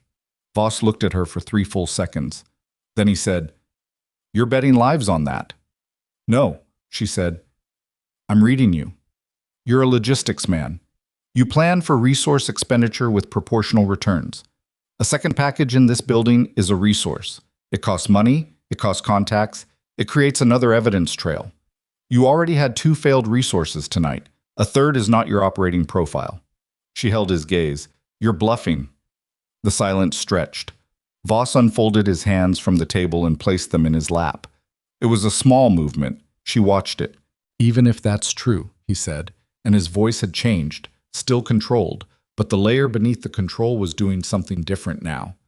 You still have a problem. The 14 people on the routing list. Hess is going to investigate them. And when he does, he's going to find that the leak did not come from inside the military communication chain. Emma went still. The routing information was shared, Voss said, with a hospital administrator as part of the advance notification protocol for receiving classified military casualties, standard procedure, required for facility preparation. He paused. The notification was sent to the office of the Chief Medical Officer of Redwood Regional Medical Center at 1847 this evening. 53 minutes before the Black Hawk took off. Emma stared at him. Dr. Terrence Abbott received the routing information before anyone else at this hospital, Voss said. And 6 minutes after that notification was received, someone called a number associated with my contractor's handler. He let that sit. I'm not telling you this because I expect sympathy. I'm telling you because the investigation you're describing is going to land on the wrong man if no one corrects its direction. Emma looked at the door. Thought about Abbott, the long phone calls in the hallway, the 90 seconds he had taken to authorize the surgical wing evacuation, the way he had arrived after Cole's call and positioned himself as cooperative while maintaining a specific distance from every operational decision, 90 seconds to authorize a wing evacuation. She had thought it was either fast or slow, depending on how you looked at it. Now she was looking at it differently. "You're still not walking out of here," she said. "No," Voss agreed. "I imagine not." Something in his face settled. Not resignation exactly. The specific expression of a man who had run the probabilities and accepted the result while still keeping something back. "But I want you to understand that what I've told you about Abbott is accurate. Whatever else I am, I don't manufacture evidence. I don't need to." Emma stepped to the door, opened it without turning her back to him. "Protocol," she said clearly. Briggs came through the adjacent door in 4 seconds. He had 2 Iron Ridge officers behind him. She didn't know when he had acquired them, but she was not surprised that he had. Voss stood. He did not resist. He straightened his jacket with the composed reflex of someone who had decided how this would look before it happened, and he walked toward Briggs with his hands visible, and the officers moved with the efficiency of people who had been briefed and were following a plan that had been made without her in the room. She stepped aside and let it happen. In the corridor, with the door closed behind her and the murmur of Briggs processing the arrest filling the air, Emma stood with her back against the wall and looked at the ceiling for exactly 5 seconds. She allowed herself that. 5 seconds of not calculating, not tracking, not running the next sequence. Then she pushed off the wall and took out her phone. She called Hess. "Voss is in custody," she said when he picked up. "But there's a problem with the source of the routing leak." She told him what Voss had said about Abbott in 4 sentences, as cleanly as she could, because Hess's time was the same as her time right now. "I don't know if it's accurate. I think it might be." Hess was quiet for 3 seconds. Abbott received the standard advance notification. That's documented. The call to the contractor's handler came 6 minutes after the notification timestamp. Another silence. "I'll need the phone records." "Briggs can pull them. But you need to know before your team arrives, and Abbott is still in this building making decisions about access and cooperation." She paused. "He authorized the surgical wing evacuation. That put every patient on the main medical floor, which is still on the main ventilation trunk." Hess made a sound she had heard before from him. Not quite a profanity, not quite not. "The main floor patients. They're not symptomatic. The hazmat team's reading came from the ductwork below the ground floor, and the air exchange time means the concentration at floor level was probably below threshold. Probably." She said it honestly, without softening it. But if Abbott knew about the ventilation agent and recommended the evacuation to consolidate the patients in a more accessible location, that's a significant accusation. "I know. It might be exactly what Voss wants me focused on while something else is in motion." She pushed off the wall. "Which is why I'm going back to the patients right now, and I need your team here faster than 3 hours. "Working on it," Hess said. "Emma." His voice shifted again. The register she recognized as him saying something he had decided to say rather than something required by the situation. "You could have left this building 3 hours ago. You could have called Briggs from outside, given him what you knew, and let the military response handle it." "Yes." "Why didn't you?" She looked down the corridor at the elevator, at the clinical fluorescent light making everything flat and reliable. She thought about Carver, about the young man in post-op who had asked about Carver before he asked about himself. about the weight of the chest tube on the left side and the sound of a monitor finding its rhythm after the silence that preceded it. "Because I was already there," she said, and ended the call. She took the elevator back down, cleared the main floor quickly, patients still in the right positions, monitoring stable, the overnight team running on the particular adrenaline of a shift that had asked more of them than their job description covered. She checked each operator in the trauma bay. Carver was asleep. His breathing was even, which after the night it had been, was the most functional kind of beautiful. The other three were at various stages of monitored stability. Patient 3, back in the trauma bay now, moved from post-op during the surgical wing evacuation, had the pressure she had flagged earlier, and Dr. Halverson had indeed requested a secondary imaging review, which was queued for first light. Emma pulled a chair to the corner of the bay where she could see all 4 monitors and the door, and sat down for the first time in hours. Cole found her there at 0224. He came in quietly, which was not his usual register, and he stood at the edge of the monitoring station for a moment, as though choosing his approach. Then he crossed to the chair beside her and sat. He did not speak immediately. He looked at the monitors, at the 4 men whose chests were all rising and falling in the correct configuration, and she could see him doing the particular arithmetic that surgeons did when they assessed outcomes. Not the heroic version, the forensic one, adding up what had happened and what it meant. "Halverson called me," he said.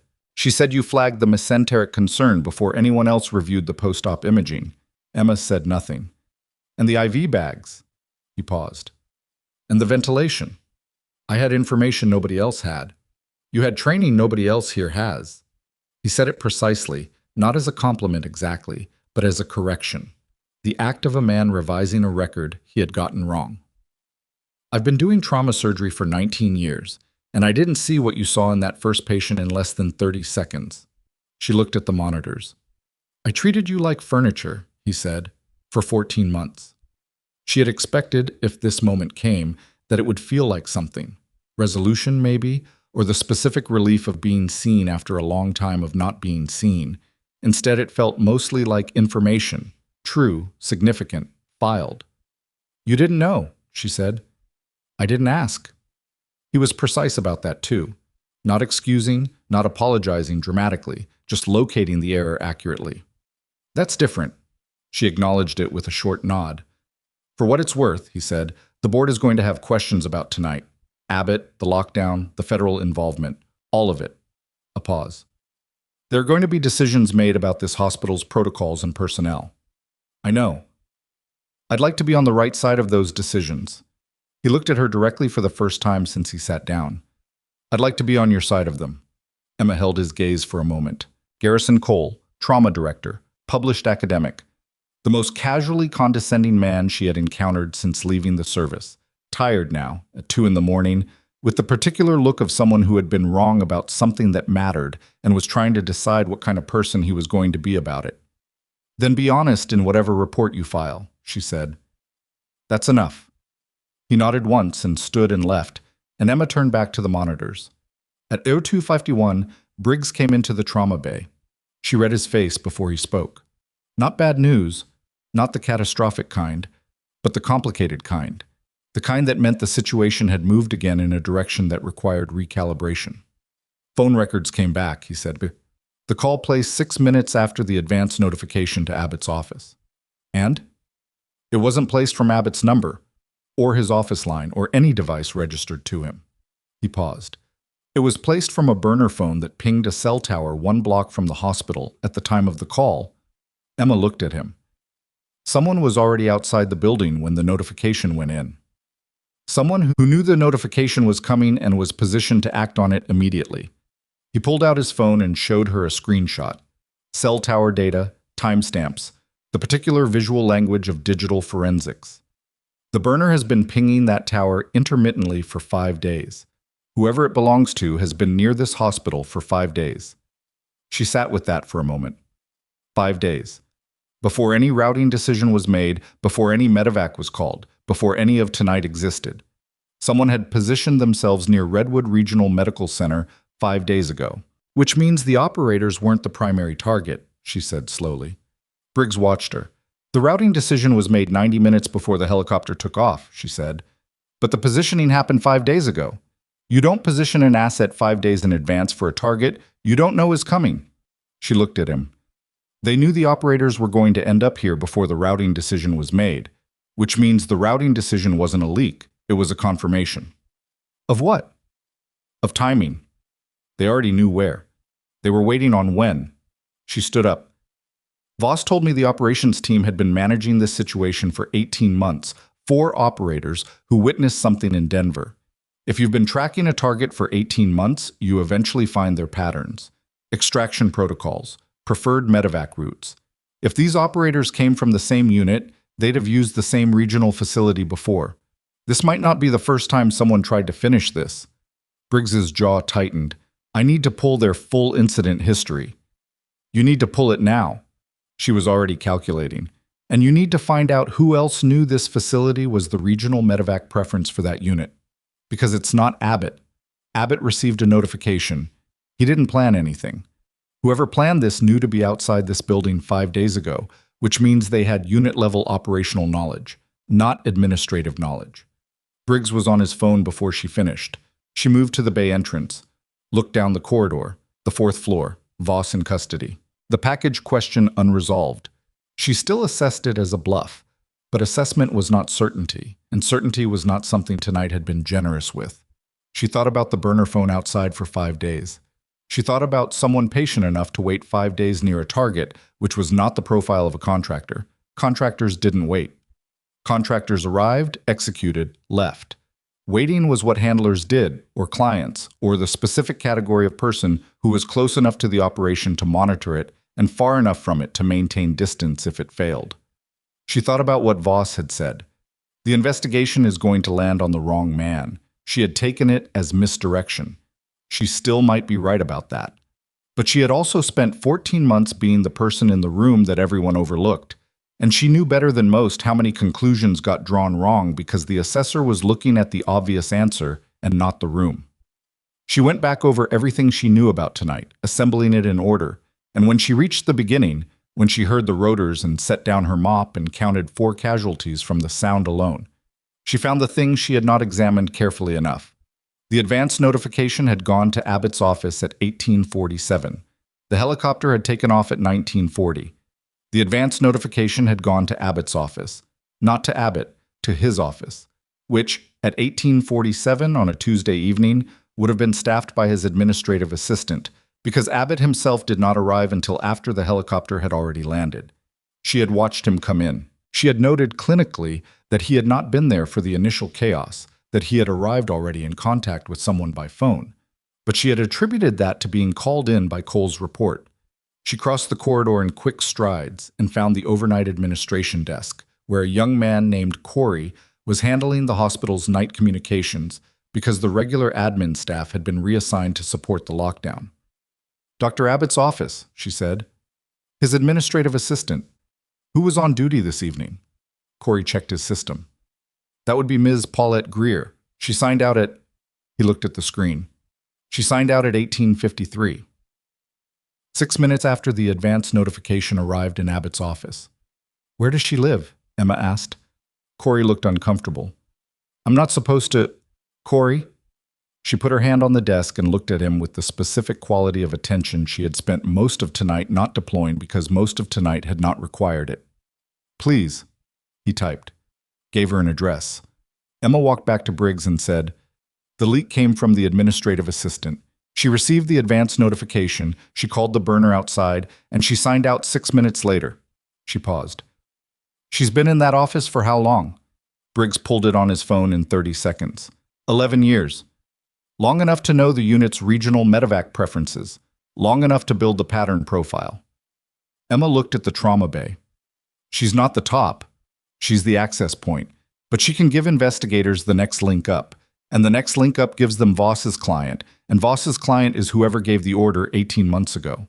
She paused. "That's the case. That's the whole case." Briggs stared at her for a moment. Then he raised his phone and started talking. She left him to it. Walked back to the trauma bay. Sat back down in the corner chair. At 0317, Carver opened his eyes again. He looked at the ceiling for a moment, then found her in the corner. His voice was barely functional, but he used it. You're still here. Still here, she agreed. He was quiet for a moment. You going to tell me who you are? Actually, she looked at him. The monitors were steady. The room was quiet in the way rooms got quiet. After the worst of something had passed, and the thing that remained was just the ongoing work of healing, which was harder and slower and less dramatic than everything that had preceded it, and which mattered more. My name is Emma Whitaker, she said. I used to be a combat medic. Now I mop floors. Not tonight. No, she agreed. Not tonight. Carver looked at the ceiling again. His chest rose and fell, both sides, correctly. There were people who tried to finish this in the hospital, he said. Not a question. He had been awake long enough, she thought, and aware enough to have assembled the basic shape of what had happened. Yes. Did they? No. He closed his eyes. Good. A pause. Thank you. She didn't answer that. Not because it didn't warrant one, but because she had learned a long time ago that thank you in situations like this was the opening of a conversation that the moment wasn't built to hold, and that sometimes the most respectful thing you could do with gratitude was let it sit without packaging it into something manageable. Briggs appeared in the doorway at 0329. The military team just moved up again, he said. ETA 90 minutes. Paulette Greer's being picked up at her residence now. A pause. And Voss has requested counsel, which is his right, and is not currently saying anything, which is also his right. But the evidence trail your description built, the BMS log, the keycard clone report, the contractor's statement, the cell tower data, that's not going to need him to say a word. He paused again. Emma, it's enough. It's going to be enough. She looked at the 4 monitors. 4 rhythms, 4 men, 4 reasons tonight had gone the way it had instead of the other way. I know, she said. And then, from Briggs's secure phone, a sharp alert tone, the kind that cut through rooms. And he looked at the screen and she watched something shift in his face. He looked up at her slowly. What? She said. The warrant team at Greer's residence, he said. She's not there.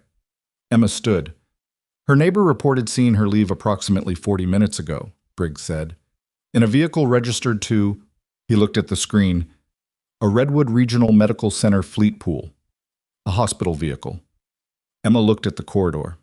Thought about every entrance, every floor, every stairwell she had memorized in 14 months of being the person nobody watched. She's in the building, Emma said. The first thing Emma did was not run.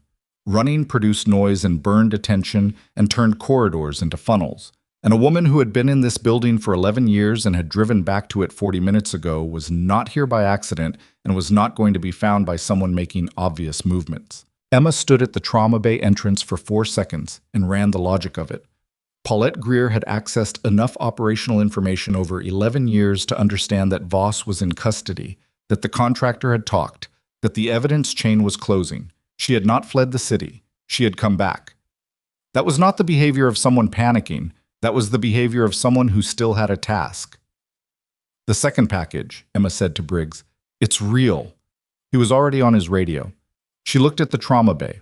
4 patients, monitor steady, the overnight team running on fumes and adrenaline. She looked at Cole, who had come back to the bay at some point in the last 30 minutes, and was now standing at the monitoring station with the particular focus of a man who had decided to be useful and was executing on that decision without needing direction. Lock the bay, she told him. Nobody in or out who isn't already in there. If the monitor's alarm on anything, you manage it from inside, and you do not open that door without Briggs's clearance. Cole looked at her for exactly 1 second. Understood. She pulled the bay door closed. To Briggs, she knows this building. She signed in and out of it for 11 years. She knows the camera positions, the security patrol patterns, the staff rotation. Wherever she went somewhere that gave her options. We're pulling the entry logs now, he said. Every access point since midnight. That's going to take 4 minutes. She was already moving down the corridor. The second package is in the ventilation system or adjacent to it. The first package was in the ductwork off the sub-basement. If she's placing a second, she needs access to a secondary entry point into the trunk system. On this building, that's either the mechanical room on the 3rd floor or the rooftop AHU enclosure. Rooftop access is alarmed. 3rd floor then. She hit the stairwell at a pace that was not running but was close, and Briggs was one step behind her with two officers pulling up the rear, and she was thinking about Paulette Greer as she moved, thinking about 11 years at a desk outside a CMO's office, processing advanced notifications and operational briefings, and the specific category of sensitive information that flowed through an executive administrator because executives couldn't function without someone managing the flow, which meant the administrator knew everything and was trusted to know it and was watched by no one. 11 years. Emma had been in this building for 14 months and had been treated as invisible furniture, and that invisibility had turned out to be the most operationally significant thing about her. She understood, in the way you understood things that lived in your chest rather than your head, that Paulette Greer had understood exactly the same thing about herself, had made the same calculation about what invisibility was worth, had just made it for different reasons and in the opposite direction. The third-floor mechanical room was at the end of the East Service corridor, which was the same corridor that connected to the stairwell they had used to reach the sub-basement 3 hours ago. Emma reached the corridor door and held up her hand. Briggs and the officers stopped. She listened. Mechanical noise, the baseline of the building's operating systems. And underneath it, something that had a different quality, a sound that didn't fit the rhythmic pattern of the HVAC plant. A single non-recurring contact sound, the kind that came from a door or a panel being handled, from inside the mechanical room. She looked at Briggs. He positioned the two officers at angles that covered the doorway without stacking directly behind it, which was the right call, and confirmed what she had thought about him from the first hour. He was good at this. He looked at her with an expression that was a question. How do you want to do this? She held up 3 fingers, counted down with them. On one, she pushed the door. The mechanical room was large, larger than she had expected, the physical infrastructure of a building this size requiring more space than most people who worked in it ever considered. Ductwork, electrical conduit, the massive return air plenum that served the upper floors. The lighting was industrial, ceiling-mounted, bright enough to work by. She swept the room left to right in the first second and found Paulette Greer at the far end, standing at the secondary access panel on the main return trunk, and the access panel was open. Greer was not what Emma had pictured, which was its own kind of reminder about the pictures she built in her head. She was 61, small, with close-cropped hair gone entirely white, and the hands of someone who did precise work. The hands were what Emma noticed most because they were very still. Not frozen still, the way people went still when they were caught. Controlled still, the way people went still when they had decided something and were past the anxiety of the decision. In her right hand was a canister approximately the size of a thermos. Her thumb was on a release mechanism that Emma recognized by its configuration. "Stop where you are," Greer said. Her voice was clear, unhurried. Emma stopped. Briggs stopped. The officers stopped in the doorway behind them. The canister, the open access panel, the return air trunk that fed the upper 3 floors of the building, which included the main medical surgical floor where the surgical wing evacuation patients were now located. Emma looked at Greer's face and read it the way she read patience, not for what it was performing, but for what it was actually doing. What she found there was not rage, not desperation, not the cornered affect of someone who had run out of options. What she found was something that took her a moment to name because it was not what the situation called for. Grief. Real grief. The kind that had been living in someone for a long time and had made certain decisions easier by making the alternative, doing nothing, feel unbearable. "How long?" Emma asked. Greer looked at her steadily. 11 years at the desk? 3 years before that, tracking what happened to the program. She paused. "My son was in that unit. Not the 4 operators in your trauma bay. The original team. The one that worked the Denver facility the first time, before the program was restructured and the contracts went private." Her voice did not break. It was the voice of someone who had already done their breaking somewhere private long ago. He reported what he found. He was told it was handled. 8 months later, he was on a helicopter that went down under circumstances that were never adequately explained. Emma said nothing. "The 4 men in your trauma bay are the only people still alive who are adjacent to what my son found," Greer said. "Not because they were involved, because they were scheduled to testify to an oversight committee next month. And the people who didn't want that testimony to happen are the same people who decided 8 years ago that my son's report was a liability and not an obligation." Her thumb did not move on the release mechanism. I have been in the right position for 3 years to do something about that. And tonight, when everything else failed, I came back to finish it." The room was very quiet.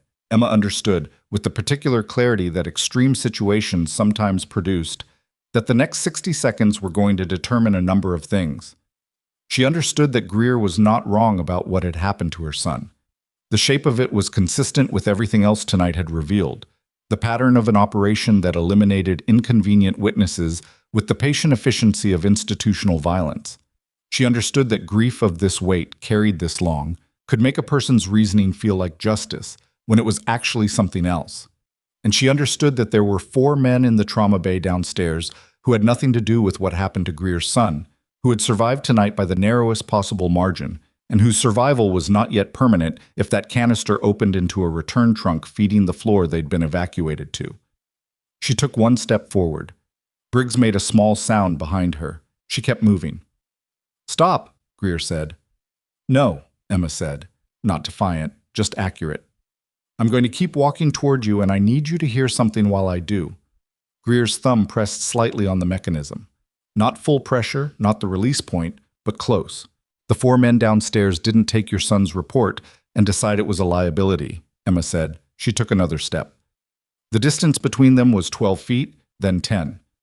They were junior operators on a separate mission. They witnessed something they were never supposed to witness, and they reported it the same way your son did, to the same chain that decided his report was a problem. They're the most direct surviving evidence of the pattern that killed your son." She kept her voice level, moving slow enough that it didn't feel like approach, fast enough to be real. "If you release that canister, you don't avenge him. You erase the last people who can prove what the people who killed him were doing. 8 feet. She could see the canister clearly now. "The testimony they're scheduled to give next month," Emma said. "It's going to happen. Voss is in custody. His contractor talked.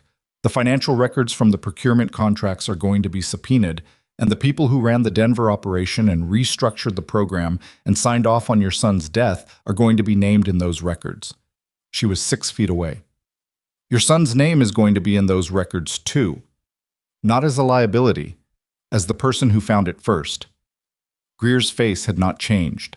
The grief was still there, the absolute stillness, the quality of a decision that had already been made.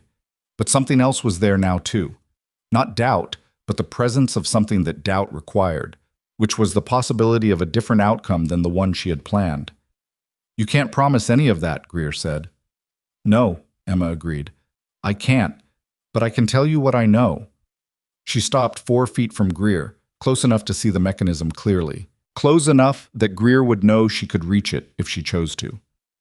"I know that the evidence chain we built tonight doesn't end with Voss. It goes up. And it goes back 8 years. And the people who run oversight committees and federal investigations are going to have access to documents tonight that they have never had before." She held Greer's gaze. "That's not a promise. That's what's actually happening. And your son's testimony, what he filed, what he reported, that document still exists. I know because Hess told me the investigation is pulling every connected record. His name is already back in it." Something moved across Greer's face. Not collapse, nothing so simple. A single movement in the set of her expression, the kind that happened when a person had been carrying a weight so long that the possibility of setting it down produced an emotion their face didn't have a ready category for. Emma reached out slowly and placed her hand on the canister. Not grabbing, not forcing, just resting her palm alongside Greer's hand, the way you placed a hand on someone's arm when they were standing at the edge of something. "Give it to me," she said quietly. The silence lasted 4 seconds. Then Paulette Greer's hand opened.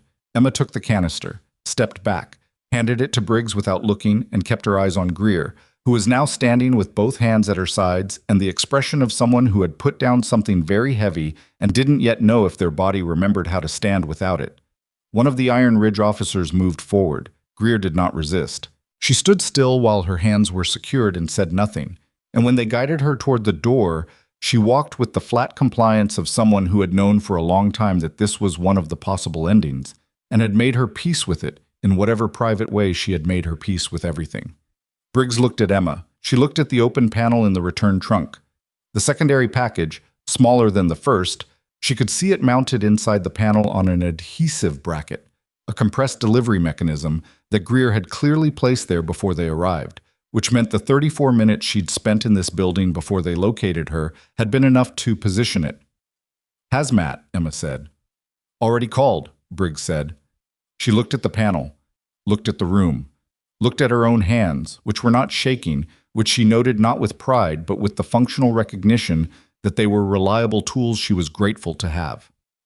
90 minutes to the military team, Briggs said. "I know." She pulled out her phone, called Hess. He picked up on the first ring, which at this hour meant he hadn't slept, which meant he had been running the same investigation from his end all night and was waiting for her to tell him what had just happened. She told him. All of it. Greer, the canister, what Greer had said about her son, the package in the third-floor trunk, the evidence chain as it now stood. She gave it to him in order, without editorializing, because Hess didn't need her editorial and because the facts were sufficient. When she finished, he was quiet for 5 seconds. "The son's name was Corporal David Greer." "Greer," Hess said. "The helicopter incident was 8 years ago. I remember it." A pause. "I reviewed the incident report at the time and filed it as an accident pending investigation. The follow-on investigation was never returned to me." "Was that unusual?" "Yes," he said. "It was." Another pause, this one longer.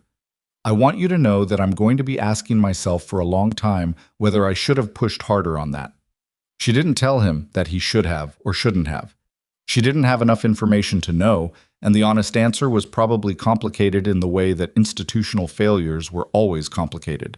Not a single decision, but the accumulation of smaller ones, made by people who were not evil, but who were tired and overloaded and operating in a system that rewarded moving forward over looking back. "The Oversight Committee testimony," she said. "The 4 operators. It has to happen." "It will," Hess said. "And Corporal Greer's original report, whatever he filed. I'll find it." "When you do," she said, "make sure his name is attached to it correctly, not as a case number, as a person who did the right thing." A silence. Then, "Yes." She ended the call, walked back to the stairwell, went down. The trauma bay was still locked when she reached it. She knocked twice, the pattern she and Cole had not discussed, but that she hoped he would read correctly as her, rather than a threat. The door opened. Cole looked at her face and the specific way she was carrying herself and took one breath and then stepped aside. She entered. All 4 monitors running, all 4 rhythms correct. She sat back down in the corner chair and felt, for the first time all night, something that was not calculation or assessment or the management of a sequential threat, something that was closer to exhaustion, which she knew how to tolerate, and underneath the exhaustion, something older and quieter that she had been setting aside in 6-second increments since the helicopter had cleared the roofline however many hours ago. She sat with it for a while. Let it be whatever it was. At 0441, the military team arrived. They came in 4 vehicles and 12 people, and the specific controlled thoroughness with which they moved through the building. In the first 30 minutes told Emma everything she needed to know about the caliber of what Hess had sent.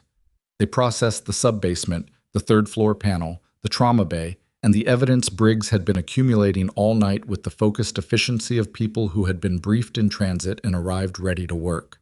The lead investigator was a woman named Major Deloria Fitch, compact, 40s, with the particular quality of attention that Emma had observed in exactly 2 categories of person, the very experienced and the very good, and Fitch was clearly both. She interviewed Emma at 0512 in the family consultation room adjacent to the trauma bay, and the interview lasted 41 minutes, and at no point did Fitch ask a question she hadn't already assembled a partial answer to, which was the mark of someone who did this work correctly. At the end of it, Fitch set down her pen. "Colonel Hess briefed me on your background before we deployed," she said. "I want to ask you something that's not officially part of this interview." Emma waited. "When you took the position here," Fitch said, "was it a cover assignment? Were you here for a specific purpose?" Emma looked at her. "No." "You chose a regional hospital in Iron Ridge, Colorado, and took a floor nursing position." "Yes." "Why?" She thought about how to answer that accurately. "I was tired," she said finally, not in a way that was going to be fixed by a reassignment or a change of theater. Tired in a way that needed something different.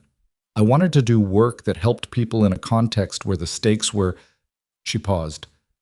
I thought the stakes would be smaller. Fitch looked at her for a moment. Were you wrong?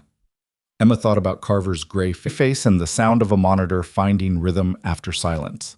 She thought about a young man asking about his teammate before asking about himself. She thought about Paulette Greer's hands, and a corporal named David who had filed a report and then died on a helicopter, and a mother who had carried that for 8 years until it became something she couldn't carry anymore. The stakes are never smaller, she said.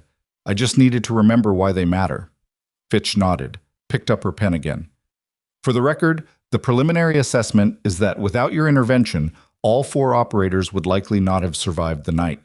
The ventilation compound was identified as a binary aerosolized agent. It requires mixing during deployment, which is why the first package wasn't immediately active. Greer was preparing the mixing mechanism when you found her. She paused. You had approximately 3 additional minutes. Emma absorbed that. That's the official version, Fitch said. Off the record, what you did tonight is going to be in a training case file, probably more than one. Emma said nothing. Thank you, Fitch said. She didn't answer that either. The morning came gradually, the way mountain mornings came. Not a sudden shift, but a slow accumulation of light that changed the quality of everything it touched without announcing the change.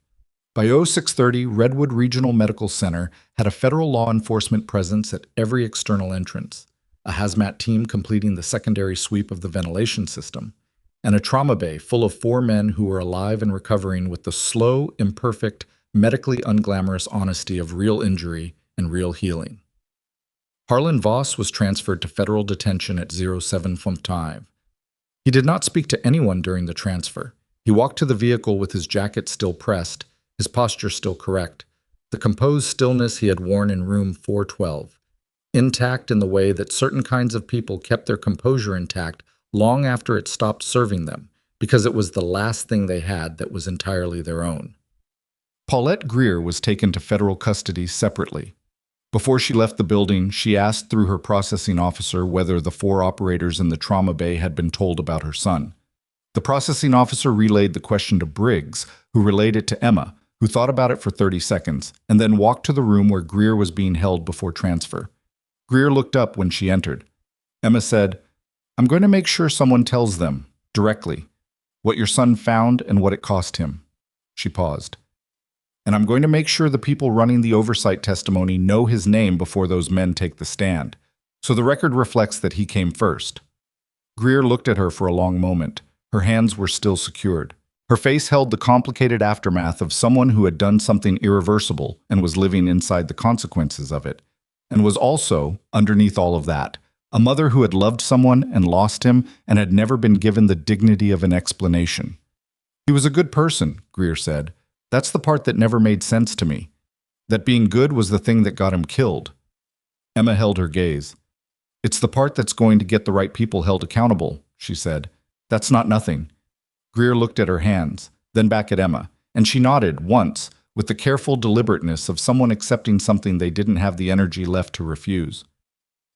Emma left the room.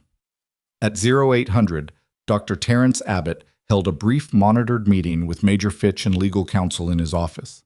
Emma was not in the meeting. She did not need to be. The evidence that his administrative access had been the entry point for the information leak did not implicate Abbott personally. The investigation would eventually establish that his office credentials had been used without his knowledge by Greer over a period of months, a sophisticated access compromise that the hospital's IT security had not flagged because Greer had the authorization to handle sensitive communications and the access pattern had looked like normal administrative function. Abbott had not been complicit, he had been used, which was its own kind of reckoning for a man who had built his professional identity around institutional control and oversight. Emma heard about this from Briggs at 0830, and her reaction to it was smaller than she expected. She had spent most of the night prepared for Abbott to be a villain in a specific way, and the actual truth was more ordinary and in some respects more damning. Not malice, but the specific failure of someone at the top of an institution never needing to look at what was happening in its cracks. She had lived in the cracks for 14 months. She knew what was there. At 0900, Garrison Cole found her in the staff break room on the first floor, where she was drinking bad coffee because it was what was available, and she had been awake for more than 24 hours and needed something hot, regardless of quality. He came in without ceremony and sat across from her. He had a folder. "This is my incident report," he said. "It covers the events of last night from my direct observation. I want you to read it before I file it." She looked at him. He pushed the folder across the table. She opened it and read it, and what she found was a precise, clinically worded account of the previous night that gave her credit for every specific action in the order she had taken it, without self-serving omission and without performative self-flagellation. He had written it the way a good surgeon wrote an operative report, accurate, direct, unembellished. He had documented his instruction to her to leave the trauma bay. He had documented what she had done after returning. He had documented her identification of the IV bags, the ventilation isolation, and her coordination with military personnel.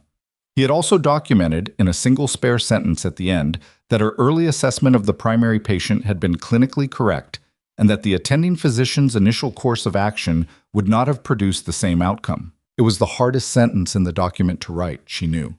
She had not expected him to write it. She closed the folder and pushed it back. "It's accurate," she said. "I know." He did not touch the folder immediately.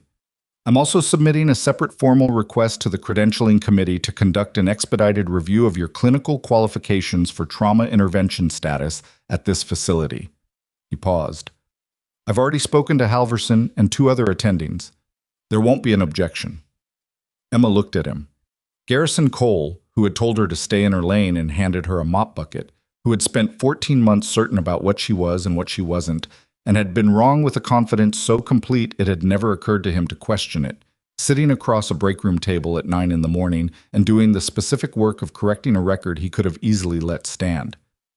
"Thank you," she said. He picked up the folder, stood, hesitated at the door. "I was wrong about you," he said. Not the way he had said it in the corridor the night before, when it had been the beginning of a statement. This time it was the whole statement, complete and unqualified. "You were wrong about more than me," she said, "but this is a start." He left. She drank her bad coffee. At 1100, she went to the trauma bay. The room had shifted from crisis configuration to recovery configuration. The procedural clutter of the night before cleared away. The monitoring adjusted to the longer rhythms of healing rather than the acute rhythms of emergency. 3 of the 4 men were asleep. Carver was awake. He tracked her when she entered. His color was better, genuinely better, the gray gone, replaced by the pale but living quality of someone whose body had made a decision to stay and was following through on it. "Major Fitch debriefed me an hour ago," he said. "I know." "She told me what happened, the whole picture," he paused. "She told me about Corporal Greer." Emma nodded. "He reported it 8 years ago," Carver said, "and nothing happened." "Something's happening now." He looked at the ceiling for a moment. "The testimony," he said. "Next month. We're still going." "I know." "Good." He looked back at her. "I want you to know something." His voice had the quality of someone who had decided to say a thing and was going to say it clearly. "When I was in arrest, before you did what you did, I was aware for a few seconds, not clearly, but enough to know someone was there." He paused. "I don't know if that matters to you." She looked at him. "It matters." They sat with that for a moment, which was the right amount of time for it. Then Carver said, "What happens to you now?" It was a question she had been not thinking about for the last 3 hours, which was a specific way of thinking about something that involved keeping it at the edge of attention rather than the center. She had an answer that had been forming since Fitch's question in the consultation room, since Cole's folder, since the moment on the 4th floor when she had stood 4 feet from an open canister and felt, underneath the calculation and the training and the flat operational focus, the specific sensation of being entirely in the right place at the right time for reasons that were her own.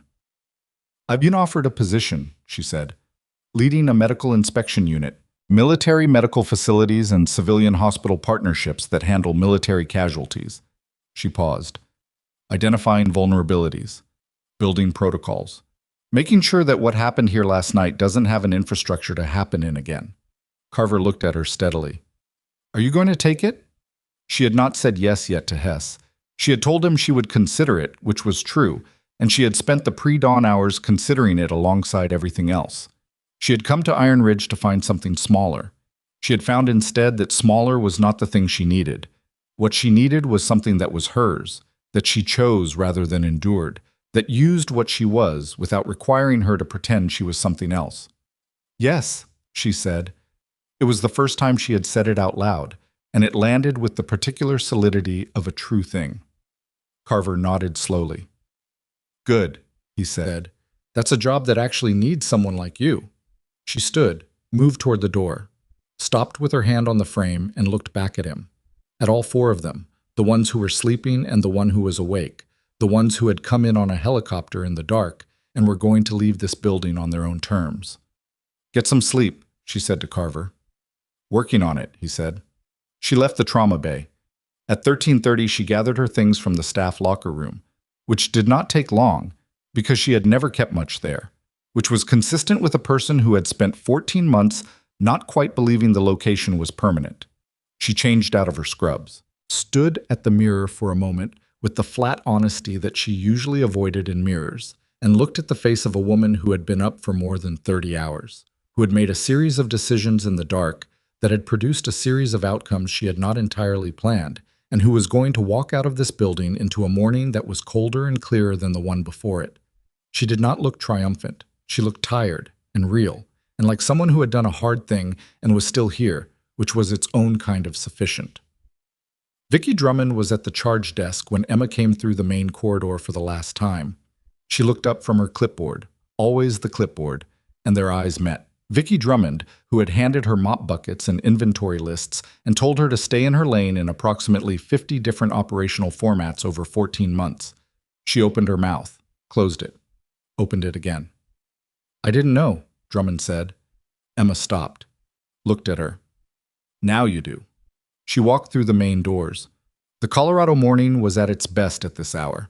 The mountain light doing the specific thing it did at altitude that photographers tried to explain and couldn't quite. The air carrying the clean sharpness of elevation and the distant smell of pine and the particular quality of a morning that was going to be cold before it was warm. She stood on the pavement outside Redwood Regional Medical Center and let the cold hit her face and breathed it in. She was tired. She had things to do. There would be calls to make and reports to file and a new position to begin, and eventually sleep that would probably not be straightforward. But first she stood here for 60 seconds in the morning. She had spent 14 months being the person nobody bothered to look at. She had spent 14 months learning the layout of a building, restocking its supply carts, memorizing its default passcodes, understanding its systems and its failures and its rhythms in the specific way that invisible people understood the places they inhabited, completely, without credit, without acknowledgement, without anyone thinking to ask what else they might know. And when it mattered, all of that had been exactly enough. She had not been waiting for someone to see her. She had been exactly who she was, doing the work in front of her, and when the moment asked for everything she had it. Not because anyone had given her permission, and not because anyone had finally recognized her worth, but because she had never stopped being the person she was, regardless of what the people around her chose to see. That was the thing nobody tells you about being underestimated. They make it sound like the goal is to be recognized, like the arc ends when someone finally looks at you and understands what you are. But the recognition is not the point. The point is the 14 months of being exactly yourself in the dark, doing the work that needed doing, staying ready for the moment without knowing when it would come or whether it would come at all. The point is the decision, made somewhere quiet and private, to remain whole rather than diminish yourself to fit the space other people assigned you. The recognition was a consequence. The whole thing had already happened before anyone started watching. Emma Whitaker put her keys in her hand and walked toward her car in the morning light, and behind her, Redwood Regional Medical Center continued doing what hospitals did, the work of keeping people alive, imperfect and ongoing and necessary, floor by floor and shift by shift, and one patient at a time. The woman they had given a mop bucket had become the person who kept 4 soldiers alive, dismantled a procurement conspiracy that had operated undetected for 8 years, and given a dead corporal's name back to the record that had tried to erase it. She had done it without permission. She had done it without recognition. She had done it because the work was there, and she was the person who knew how. And in the end, That was the only credential that had ever mattered. The most dangerous person in the room is almost never the loudest one. It is almost never the one with the most titles, the most authority, the most visible claim on the space.